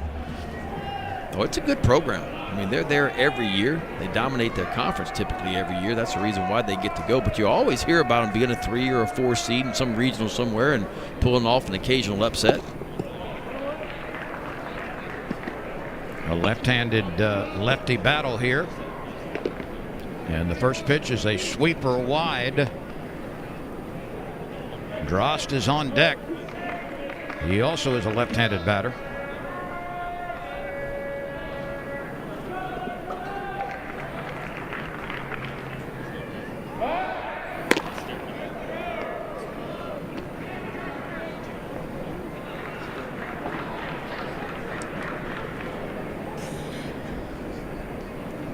The hits are even at 6, 1-0 LSU. Milazzo is the runner at first. Another bender misses low and away. He has tried 2 breaking pitches. He has missed wide both times. Trey Morgan, a lot like Dylan Cruz for freshmen, not played like freshmen. And what I mean by that, their approach at the plate and recognition of pitches, able to lay off tough pitches when they need to. That's tight. You can tell the stuff by Scroggins is good, right? I mean, that fastball at 92 from the left side, you don't see that very often. But again, does he throw enough strikes? And so far, he has not. 3-0 count on Trey Morgan here with 2 out and a runner at first base. There's one down the middle.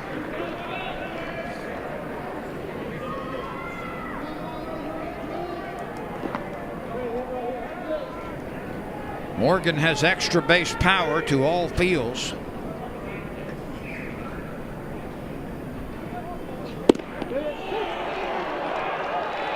Three out of the strike zone and 2 in. We've got a full count. Boy, and that was marginal too, but just dots right on the outside corner. Could have been called low. I think that Trey Morgan thought it was down. But a perfect pitcher's pitch by Adam Scoggins. Milazzo will be moving on a 3-ball, 2-strike pitch.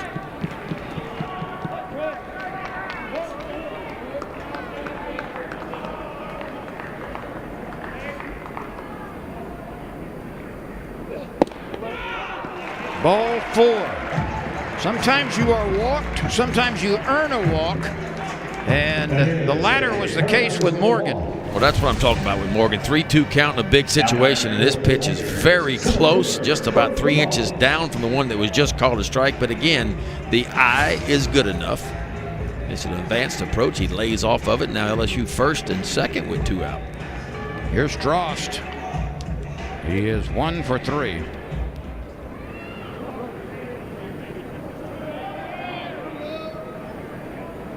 He's had some problems with left-handers this year. There's a strike. Milazzo is at second base. And Morgan behind him with 2 outs. Scoggins checks the runners and delivers. That's a really nice breaking pitch and a half swing. Drost did not commit to it fully and falls behind 0-2.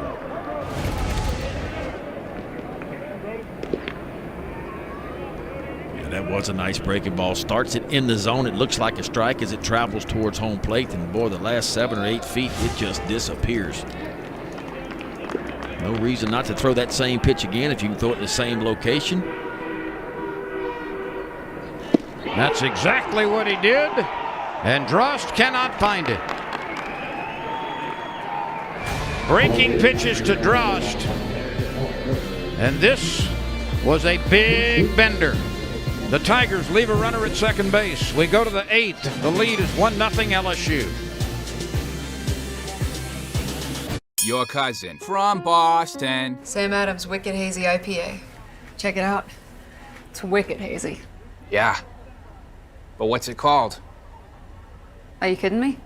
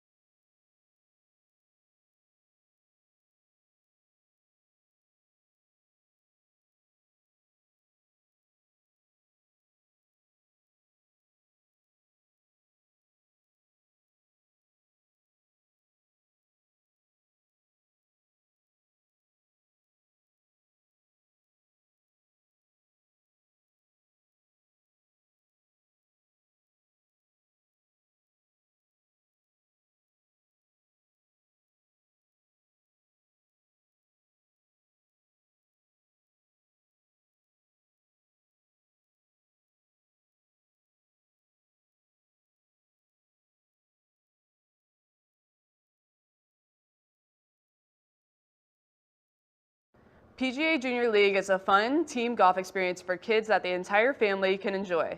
Learn more and find your team at PGAJuniorLeague.com. PGAJuniorLeague.com.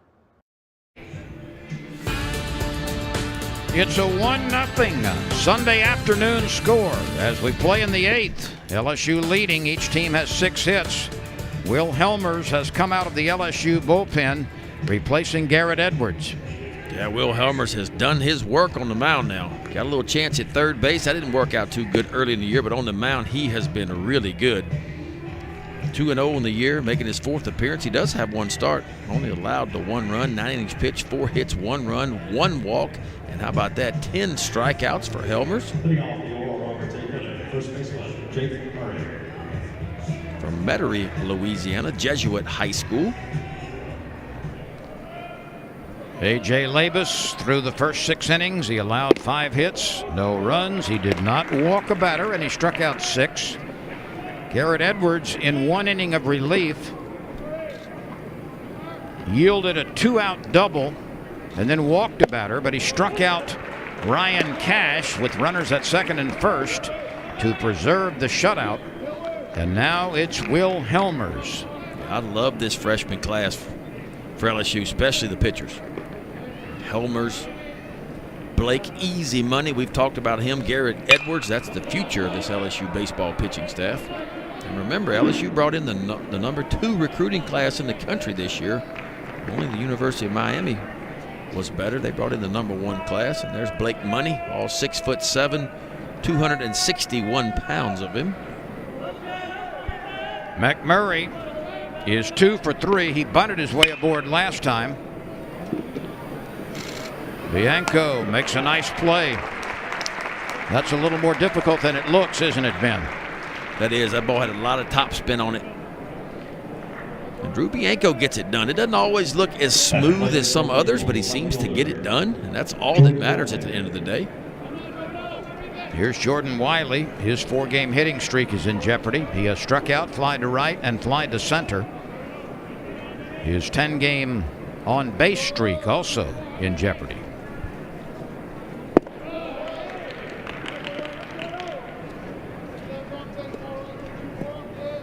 Adam Oviedo is on deck.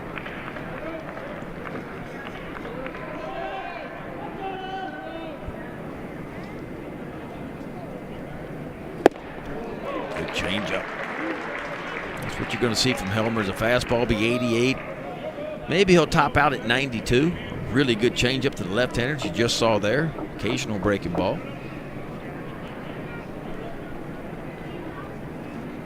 The 1-1. Slice foul.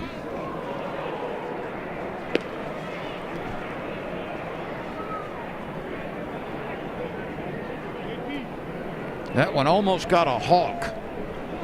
That was the Hawks coming back. It's in right field right now. Maybe looking for a pigeon. Helmers delivers just outside, 2-2.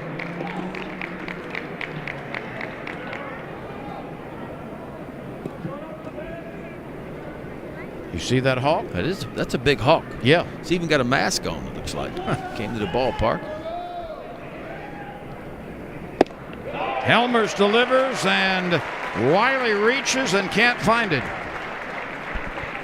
Let's take a look at freshman Will Helmers in the pitch sequence. So he starts him off, fastball down for ball one, backs it up, comes right after him with a changeup. So 1-1 count. Fastball on the outside, so 1 ball, 2 strikes. Time to expand the zone a little bit, and he does. Doesn't go for it, 2-2. And right out there with another fastball, just an excellent pitch with a little bit of tail to it, too. And as you mentioned earlier, a couple of appearances ago, it's easy. Like the mechanics in the arm is just, it's a live arm, which tells me it's got room for improvement. In other words, he could be a guy that we see that's, 88 to 92 right now, but you give him a year or two, and he could be a guy that, 92 to 96 miles an hour. And I think that's what this coaching staff is hoping for. I like the fact that he throws the changeup with some confidence. That's supposed to be his best secondary pitch. Now, the breaking ball they're working on, they're trying to improve the breaking ball, but fastball's the best pitch, and the best secondary pitch he has is that changeup. Oviedo has struck out twice and grounded out. And he falls behind. A ball and 2 strikes, 2 outs, nobody on base. It's a 1-run game. LSU, after giving up 22 runs on Friday night, shut out Oral Roberts yesterday in a 12-0 victory and has shut out Oral Roberts today. There's the off-speed pitch, and it is lifted out of play in foul ground. Oviedo is a dangerous customer. He has not had any success today at the plate. No, he's off to a little bit of a slow start, but again. But you've got to be careful with this guy. Put up some good numbers last year. Look, he hit 300 last year, 4 homers, 10 RBIs. And a liner right back from whence it came extends the inning. So Oviedo, even though he was down in the count, was able to propel it right back through the circle. Yeah, pretty good approach, just trying to stay middle of the field, and he gets a ball in the middle of the plate. Helmers has to quickly get out of the way. That ball's barreled up right back up the middle. By the way, I was reading a history of baseball the other day. I didn't know this. I guess I should have. It makes sense. But, they say hit it right back through the box. Originally, there was a box. It wasn't a mound. Before they actually had a mound, there was a box out there. The pitcher could run from side to side in the box before he delivered it. Oh, wow. Kind of like cricket. Yeah, I guess. Get a running start and just fire it. Sure. That would have worked great for I saved my best stuff for all these pitchers that are training today with this crazy analytical stuff where they're getting crow hops and running from 20 feet away and throwing the ball as hard as they can. There you go. But that's not how we play anymore. A liner into the right field corner. Cruz plays it off the wall. The runner is waved around third. Here's the relay. Not in time. Tie ball game, and it's happened in a hurry. Throw back to third base. Sails into left field. Oral Roberts is going to take the lead.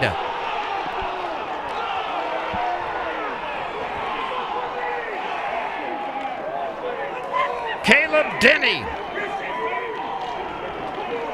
doubles to the wall on a couple of hops, and then LSU started misplaying it. Well, this freshman has had one start to his career for Oral Roberts. He rifles this ball. Dylan Cruz gets it into Zach Arnold, who fires it, and it's off the mark. It gets by Milizzo, but Will Helmers is where he needs to be. He backs it up. And when Denny goes to third base, the throw is not a good one out to left field, and how quickly it can change. All of this happened with 2 outs. Oviedo singled up the middle. Caleb Denny doubled. He'll get an RBI, and the go-ahead run scores on a misplay on the throw back to third, and Blake Money is coming out of the bullpen.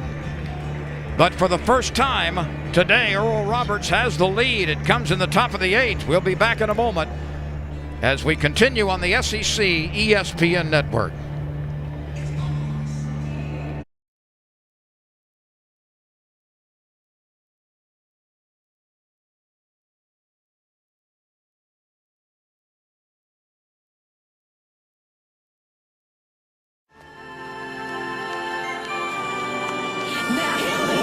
I can't help it if I'm popping, see them watch like it's It's outrageous how this flavor got him shook like. Hold up. Work it out. I hit it back with a brand new style. Bring it up into the phone, get wild. We turning up all the way on the down like, baby, I'm fabulous.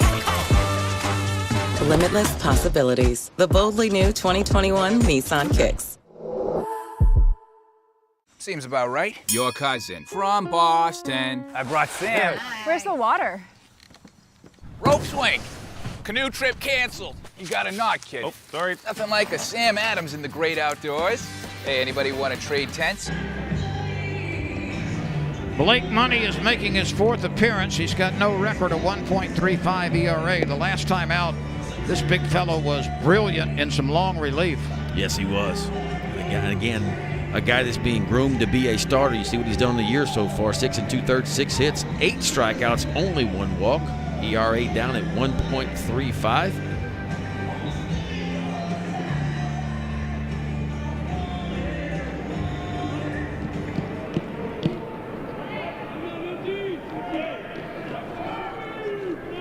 Blake Money out of Spring Hill, Tennessee.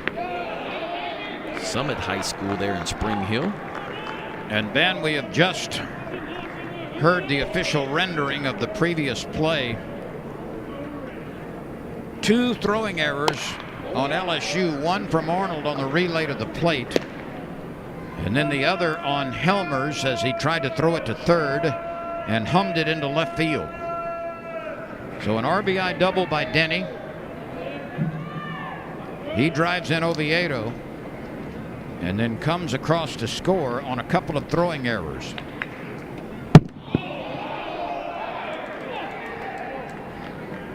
How quickly things can change. All of that happened with 2 outs. 2 out.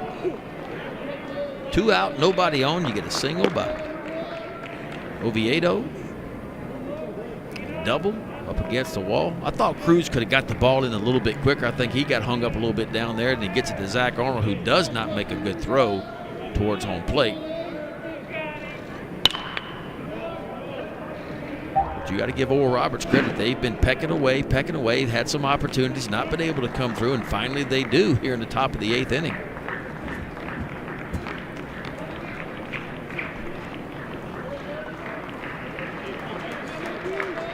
The 2-2 pitch. Swing and a miss. The inning is over, but not before Oral Roberts scores its first 2 runs in the last 2 games. This double by Caleb Denny drives in a run, and then 2 throwing errors by the Tigers enabled Denny to come across to score. We go to the bottom of the 8th. 2-1, Oral Roberts.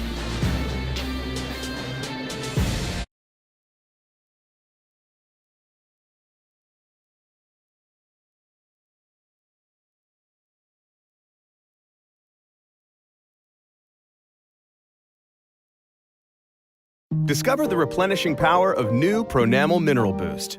Teeth need natural minerals to keep enamel healthy, strong, and white. But every day, acidic food and drink can wash these minerals away, weakening and dulling enamel over time. Pronamel Mineral Boost protects teeth by working with your mouth to boost absorption of calcium and phosphate, which naturally strengthens enamel. Pronamel Mineral Boost helps keep teeth strong, white, and protected from sensitivity. New Pronamel Mineral Boost. You clean dishes as you cook to save time and stay ahead of the mess. But scrubbing still takes time. Now there's Dawn Power Wash Dish Spray. The faster, easier way to clean as you go. It cleans grease 5 times faster. On easy messes, just spray, wipe, and rinse.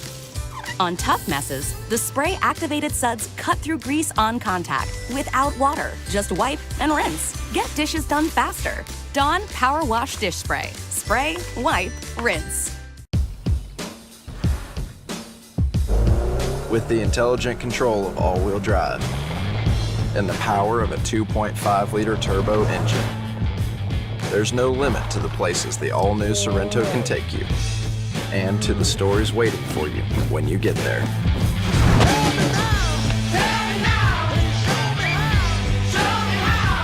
The all-new Sorento, the world's first storytelling machine. Oral Roberts scores for the first time today. It comes in the 8th inning. 1 earned, 1 unearned. As we get set for the bottom of the 8th. And the Tigers find themselves trailing for the first time since Friday. Well, you find out what you're made of, right? And LSU bounced back yesterday. They got pummeled 22-7 on Friday night, but roared back yesterday, 12-0, and really in control of this game, a tight game the whole way, and Oral Roberts jumps up for 2, so LSU 6 outs to work with to try to tie it and go ahead. Cade Beloso was almost hit by a pitch from Adam Scoggins. Scoggins walked the batter and then struck out Drost. Beloso, Dugas, and Arnold for the Tigers.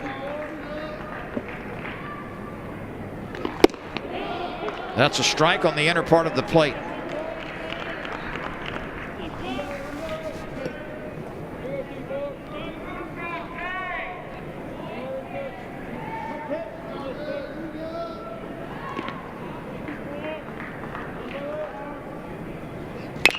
A breaking pitch is topped slowly to the right side. The first baseman's got it, and McMurray makes the play.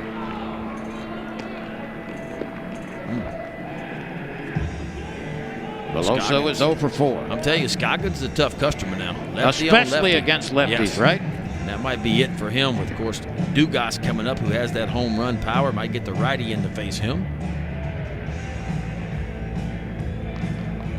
LSU is only 2 for 19 today against left-handed pitchers.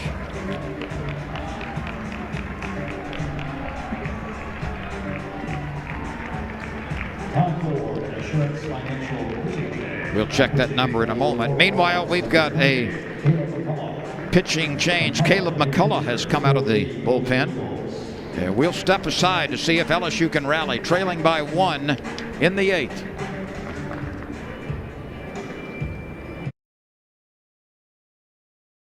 ThredUp.com is the world's largest online thrift store. But what do people really think about secondhand clothing? Run-of-the-mill brands. It's not that easy to find good quality in secondhand stores. What if we told you that everything at ThredUp was triple checked for top quality? I like that a lot. Doesn't even seem like it's secondhand at all. How about Anthropologie from $8, Loft and Nike from $6, and J. Crew from $7? These are all designers that I wear. I didn't expect to see Kate Spade in here. Whoa. 90% off. That's my style. I'm in. Get up to an extra 50% off your first order at ThredUp.com. Ah, come on. Seems about right. Your cousin from Boston. I brought Sam. Where's the water? Dude, what if we found a dead body out here? Rope swing. Canoe trip canceled. It says watch out for cougars. Oh, Dave, I didn't know your ma was out here. Yeah, you got a knot, kid. Oh, sorry. Nothing like a Sam Adams in the great outdoors. Not too heavy, not too light. A shooting star. That's a plane. Shooting star. Same plane. Caleb McCullough is making his 4th appearance with a 2.08 ERA. He does not have a record. 4 1/3 innings, 3 hits allowed, 5 walks. That's been a bit of a problem, and the Tigers could use some base runners. He has struck out 5. 6'3", 170-pounder out of Edmond, Oklahoma. And go back and erase what I said about 2 for 19 against left-handed pitchers. That was not today. But that number flashed up. We're checking to see if that was for the series or something else, but nonetheless, Adam Scoggins from the left side did his job. Now batting for LSU, left fielder Gavin Dugas. Tigers need base runners. Gavin Dugas has singled. He has struck out. He's been hit by a pitch. His hitting streak is 5 games. He also has made a whale of a play in left field. And a bender over the top is a strike. Good breaking ball, too. Saw McCullough's numbers, good numbers.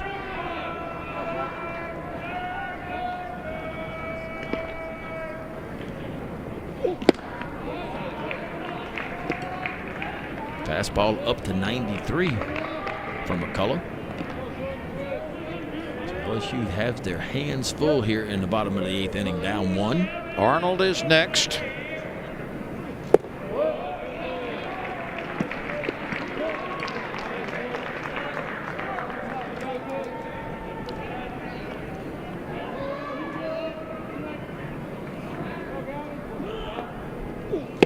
Three balls and a strike. Boy, this is when you got to be patient. Patiently aggressive, right? Gavin Dugas can change this game in one swing. He's got the home run power, 3-1 count. You're looking for your pitch in your spot. You got to be on time. If you get it, you get your swing off with some authority. There's a strike, a nice pitch on the outer part of the plate. Dugas has 2 homers this year. And you don't mind that take right there. 3-1 count. You're looking at something middle in that you can drive and change the score real quick. That ball's right on the outside corner. Dugas has a team-leading 14 driven in, and he is aboard. So the tying run gets to first base with 1 out. And if you're a pitching coach, that will drive you loco. Well, both Scoggins and McCullough's had control issues. Scoggins didn't today. Here's Zach Arnold. He is 1 for 3. He has scored the only Tiger run. He also has struck out and reached on an error.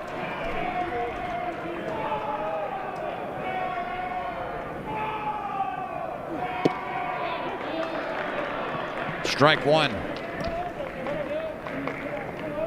Jordan Thompson is on deck.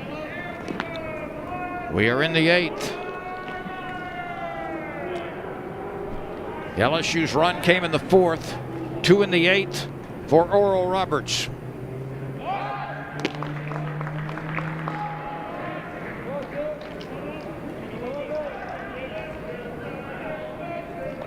Just got to know we got an avid fan out in Denham Springs, Scott Sterling, Denham Springs Police Department, watching today. Love our men in blue. Indeed. Thank you, Scott, for your service.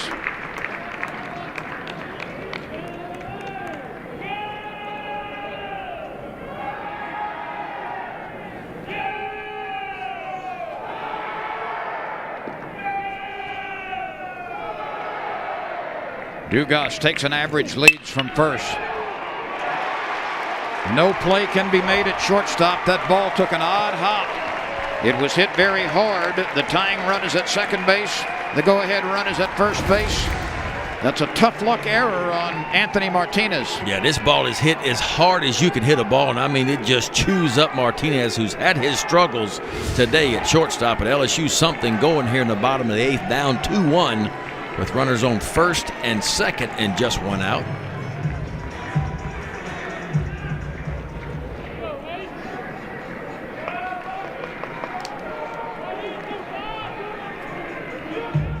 The Tigers will go with Hayden Travinski as a pinch hitter.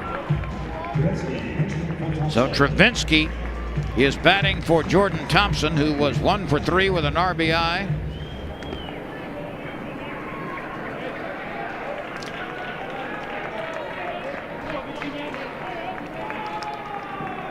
Thompson did move his hitting streak to 4 games with that RBI single in the 4th. Travinski is hitting .500 as a pinch hitter.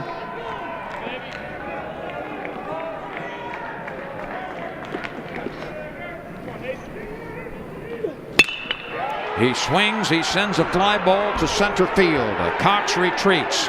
He's got time. The runner at second tags, and the throw comes back to the infield as the Tigers put runners at first and third. Dugas had plenty of time to tag at second base. Yeah, it didn't look like he was going to tag at first. Kind of went halfway. Then Nolan Kane, the third base coach for LSU, was screaming at him to get back. He read it off the bat and realized it was going to be deep enough for Dugas to tag up and get to third base with 2 out. Arnold remained at first. Watch Dugas. He's kind of halfway. Then here's Nolan Kane's hollering at him, so he tags up and easily makes it into third base. I'm not sure why he wasn't back to the bag tagging up on that, but regardless, he ends up where he should have been.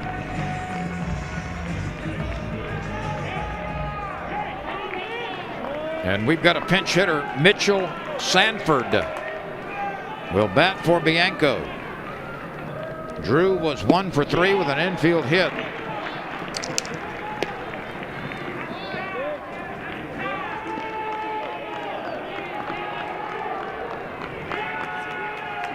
The tying run is 90 feet away.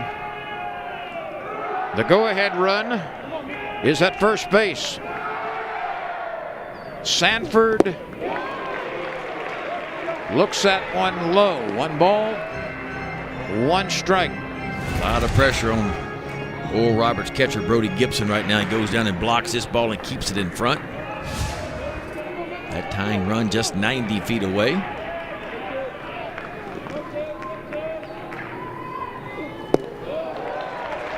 Two and one.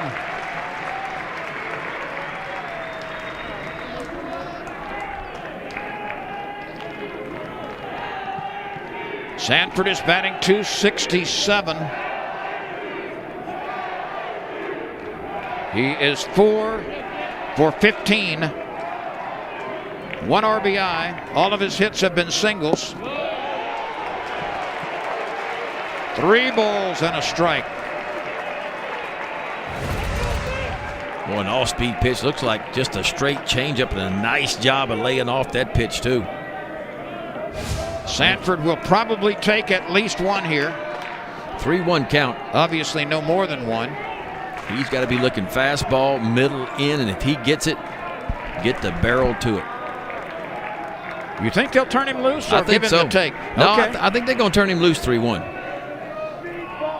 But this is where you find out if you can trust your young guys when it matters, right? Can he be disciplined enough if he gets an off-speed pitch or a pitch that he can't drive? Can he be disciplined enough to lay off of it? You can take it for a strike if you don't like it. He swings, he drives it. What a play by the shortstop. Gets up and throws it to first. And the first baseman hangs on. McMurray with a tremendous scoop after a marvelous play by Martinez to take a base hit away. Boy, Martinez has had his struggles today, but on the most difficult play in the biggest situation, watch this play. Melted to his backhand side. Dives, lays out on his feet, a strong throw across the diamond. How about McMurray finishes it off on the back end? Oral Roberts off the field with a 1-run lead as we go to the top of the 9th inning.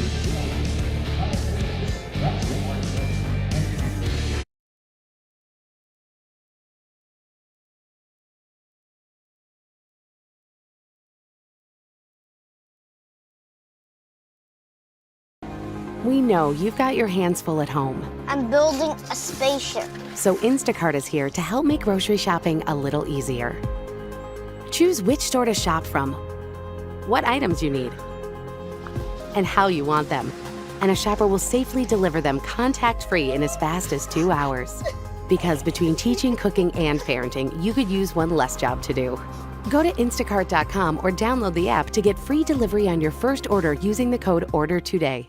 Seems about right. Your cousin from Boston. I brought Sam. Where's the water? Rope swing. Canoe trip canceled. You got a knot, kid. Oh, sorry. Nothing like a Sam Adams in the great outdoors. Hey, anybody want to trade tents?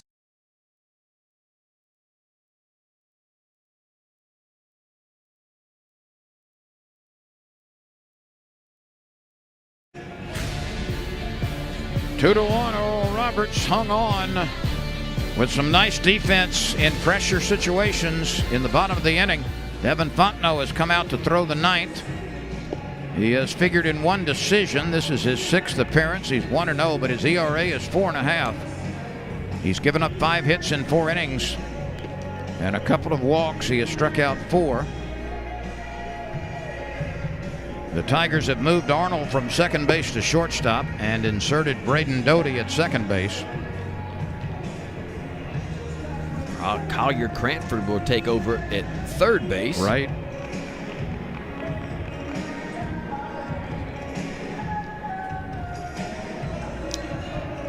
So it's Collier Cranford at third, Zach Arnold at shortstop, Braden Doty at second base. Trey Morgan remains at first.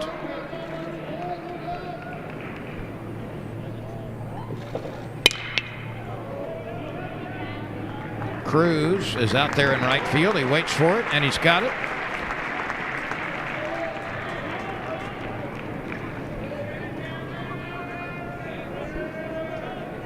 Now Martinez comes to the plate. As Brody Gibson flies to right, he's 1 for 4. Martinez has singled, he has doubled, he has bounced out, he's 2 for 3, and what a play he made to end the 8th inning. It saved a run, if not more. Well, it just goes to show you play 9 innings, right? And Martinez has had his struggles at shortstop today. There's no doubt about that. A couple of balls went through his legs. But when it mattered the most, he made one of the best plays you're going to see in all of college baseball today.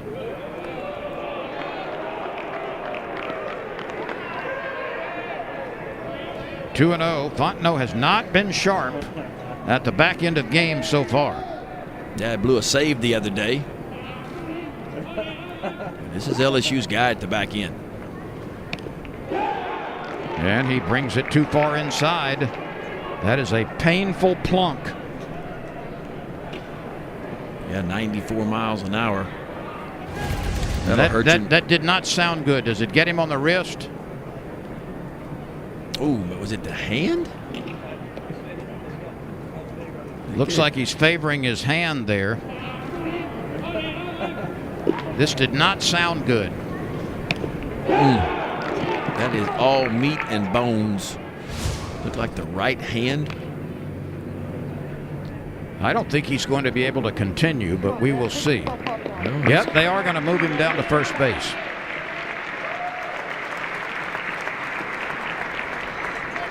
And the Alex Box Stadium Skip Bertman Field crowd applauds Martinez for being able to continue. This brings on Joshua Cox. He is 0 for 3 with a walk at the top of the order.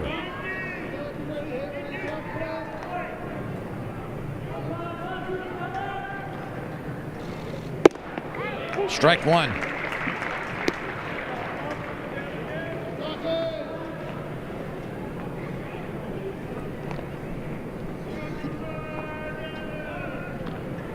There is double barrel bullpen activity for Oral Roberts. This is a huge series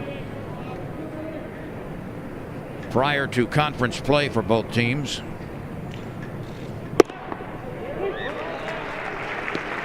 Fontenot rips the inside edge with another 94-mile-an-hour fastball. Yeah, you get 2 blowout games in the first 2 games. Each team won 1. And you get a nail-biter for the final game of the series. The Tigers will have 9, 1 and 2 coming to the plate in the 9th. 2 runs, 8 hits, 3 errors for Oral Roberts. 1 run, 6 hits, 3 errors for LSU. 2 of them came on the same play, and they were costly.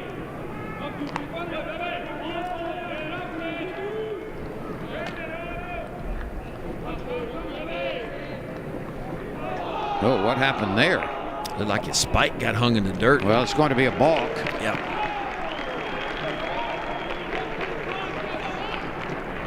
Yeah, he would have needed to release it, but watch the spike. It'll be on his left, right there.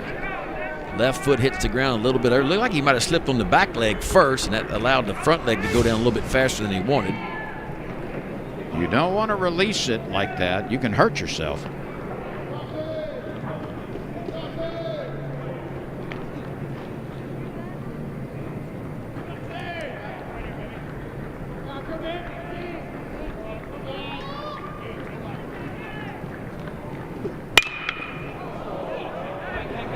Drost is yielding ground. He is circling. He's got it on the dirt out there in deep center field. And that is plenty deep to allow Martinez to scoot to third. That ball got up and just kept going and going all the way back to the wall. Did Drost go? So Cox is hitless, but that walk in the 7th did extend his on-base streak to 10 in a row. Second baseman Ryan Cash. And here's Ryan Cash with an insurance run 90 feet away. He is 1 for 4.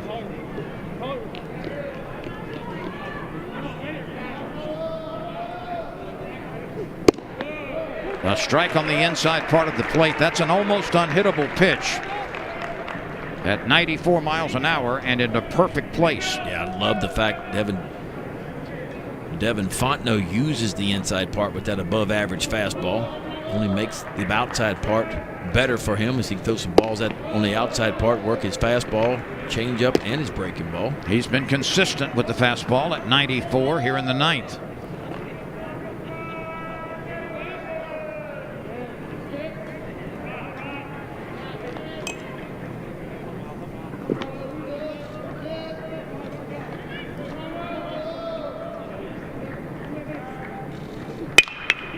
A liner to left. Oral Roberts gets some insurance.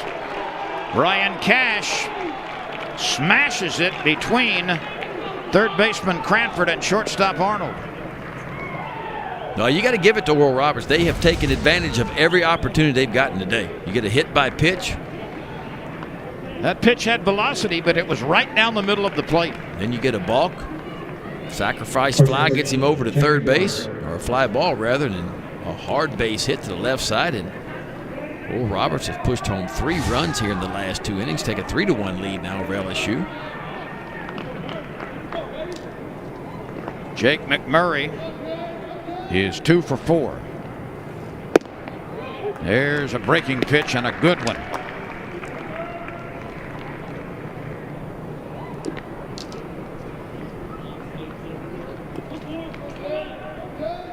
It's been an unexpected start for Devin Fontenot. He certainly has the credentials to be an All-America, to be dominant on the back half of back portion of games. Yeah, I mean, some projections have him as the second best closer in the entire country. And let's be honest, if LSU's going to make a deep run this year, it's going to be because the back end of the bullpen and mainly Devin Fontenot is really good back there. And especially in the absence of Matthew Beck, who is sidelined with an injury.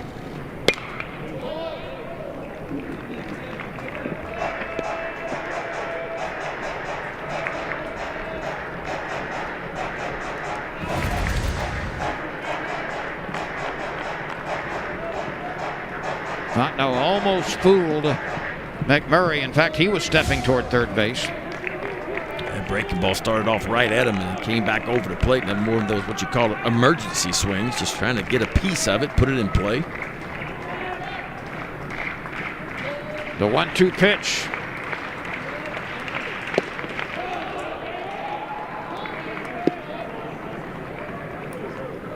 LSU's run came in the 4th.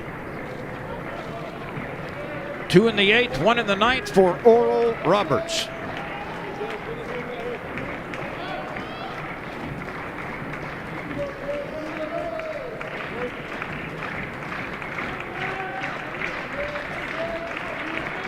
Cash takes a short lead from first. And again, McMurray really stepping toward third base with that swing. Fontenot certainly will take notice of that and try to work it on the outside part of the plate. 2 balls, 2 strikes, 2 outs. 3 runs, 9 hits for Oral Roberts. 1 run, 6 hits for LSU.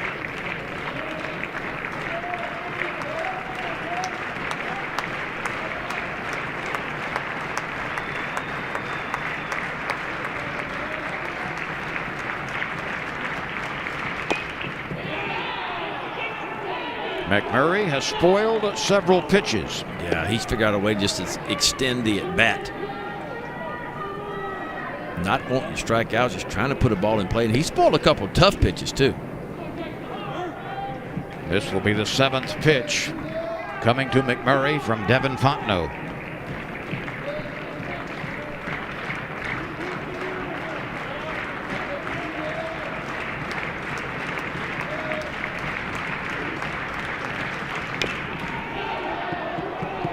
Pitch number 8 forthcoming.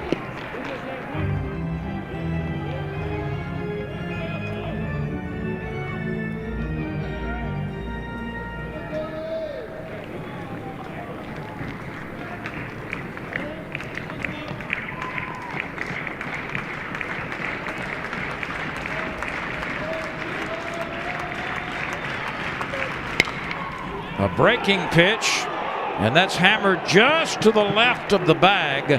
A foul ball.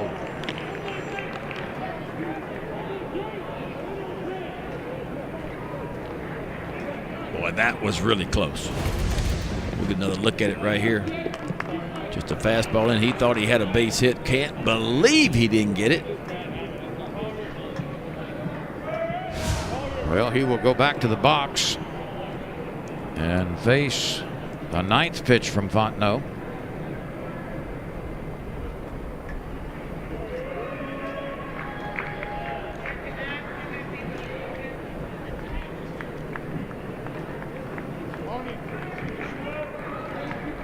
I don't think that's a reviewable play. Do you, Ben?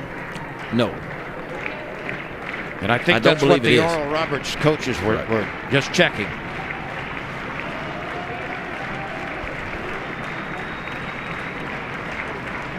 The 2-2 again from Fontenot.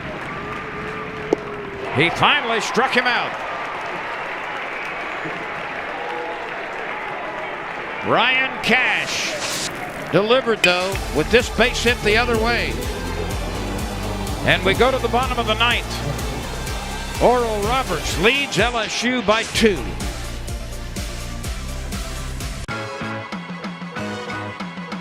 Here's to firing up the grill and lighting up the world. To igniting new passions and possibilities.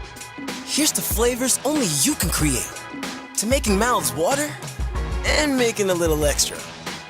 Here's to opening up eyes, minds, and taste buds.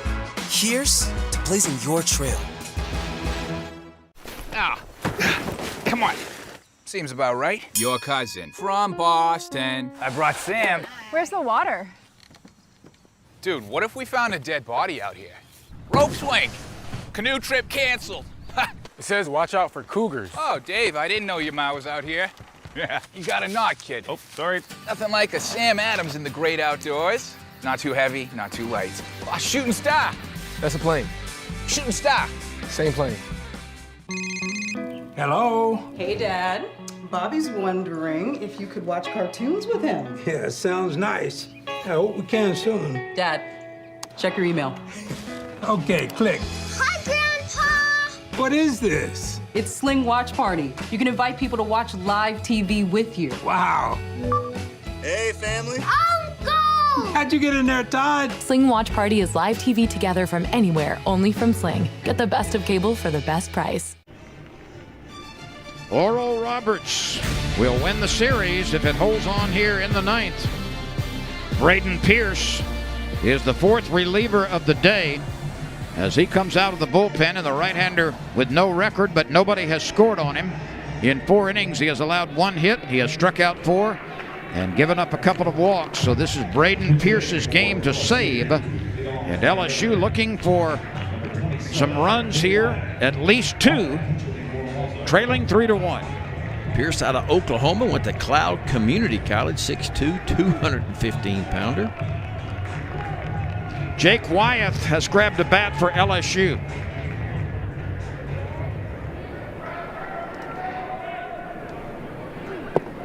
And the first pitch is downstairs. Now, Pierce has got a big arm. That first pitch at 94. Scout report says he'll be 93 to 96, mostly fastballs, occasional breaking ball. 2 balls, no strikes. But these are tough situations for a visiting team to come in here to Baton Rouge. Wyeth is hitting .308, 4 for 13. Ball 3. Opportunity to knock off the 11th ranked team in the country, win a series. And those final 3 outs can be the toughest ones to get in these situations. 2 of Wyeth's 4 hits have been doubles.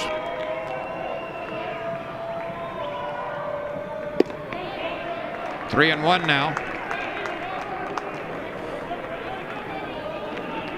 This is the 8th game in which Wyeth has appeared. He has started twice. Another strike. The count is full.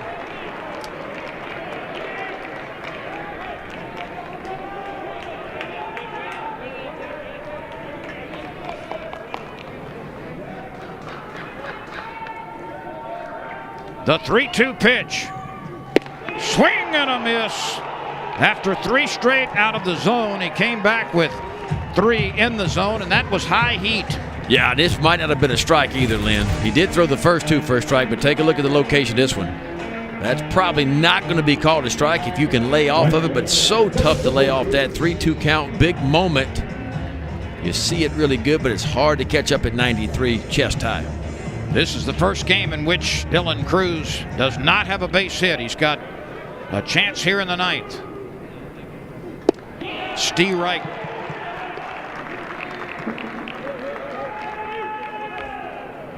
Trey Morgan is next.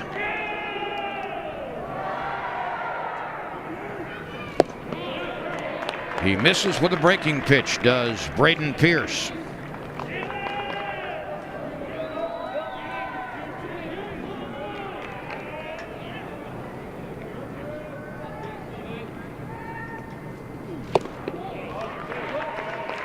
Two and one on LSU's talented leadoff batter, right fielder Dylan Cruz.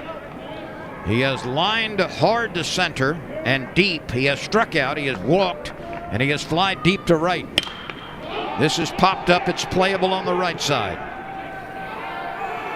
2 outs. So the 11-game hitting streak for Dylan Cruz has been stopped unless LSU is able to continue here. Trailing by 2, 2 outs in the 9th. Morgan has lined out to left. He has tripled to center. He has flied to center. And he has walked.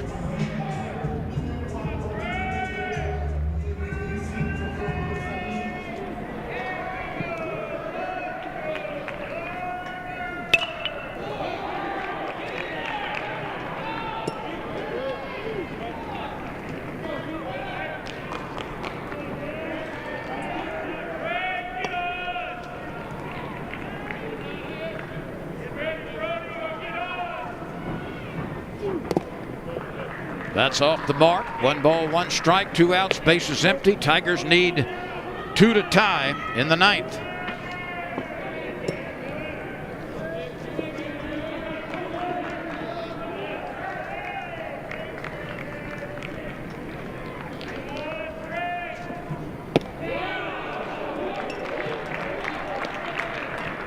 Boy, if you're Trey Morgan, you just got to find a way.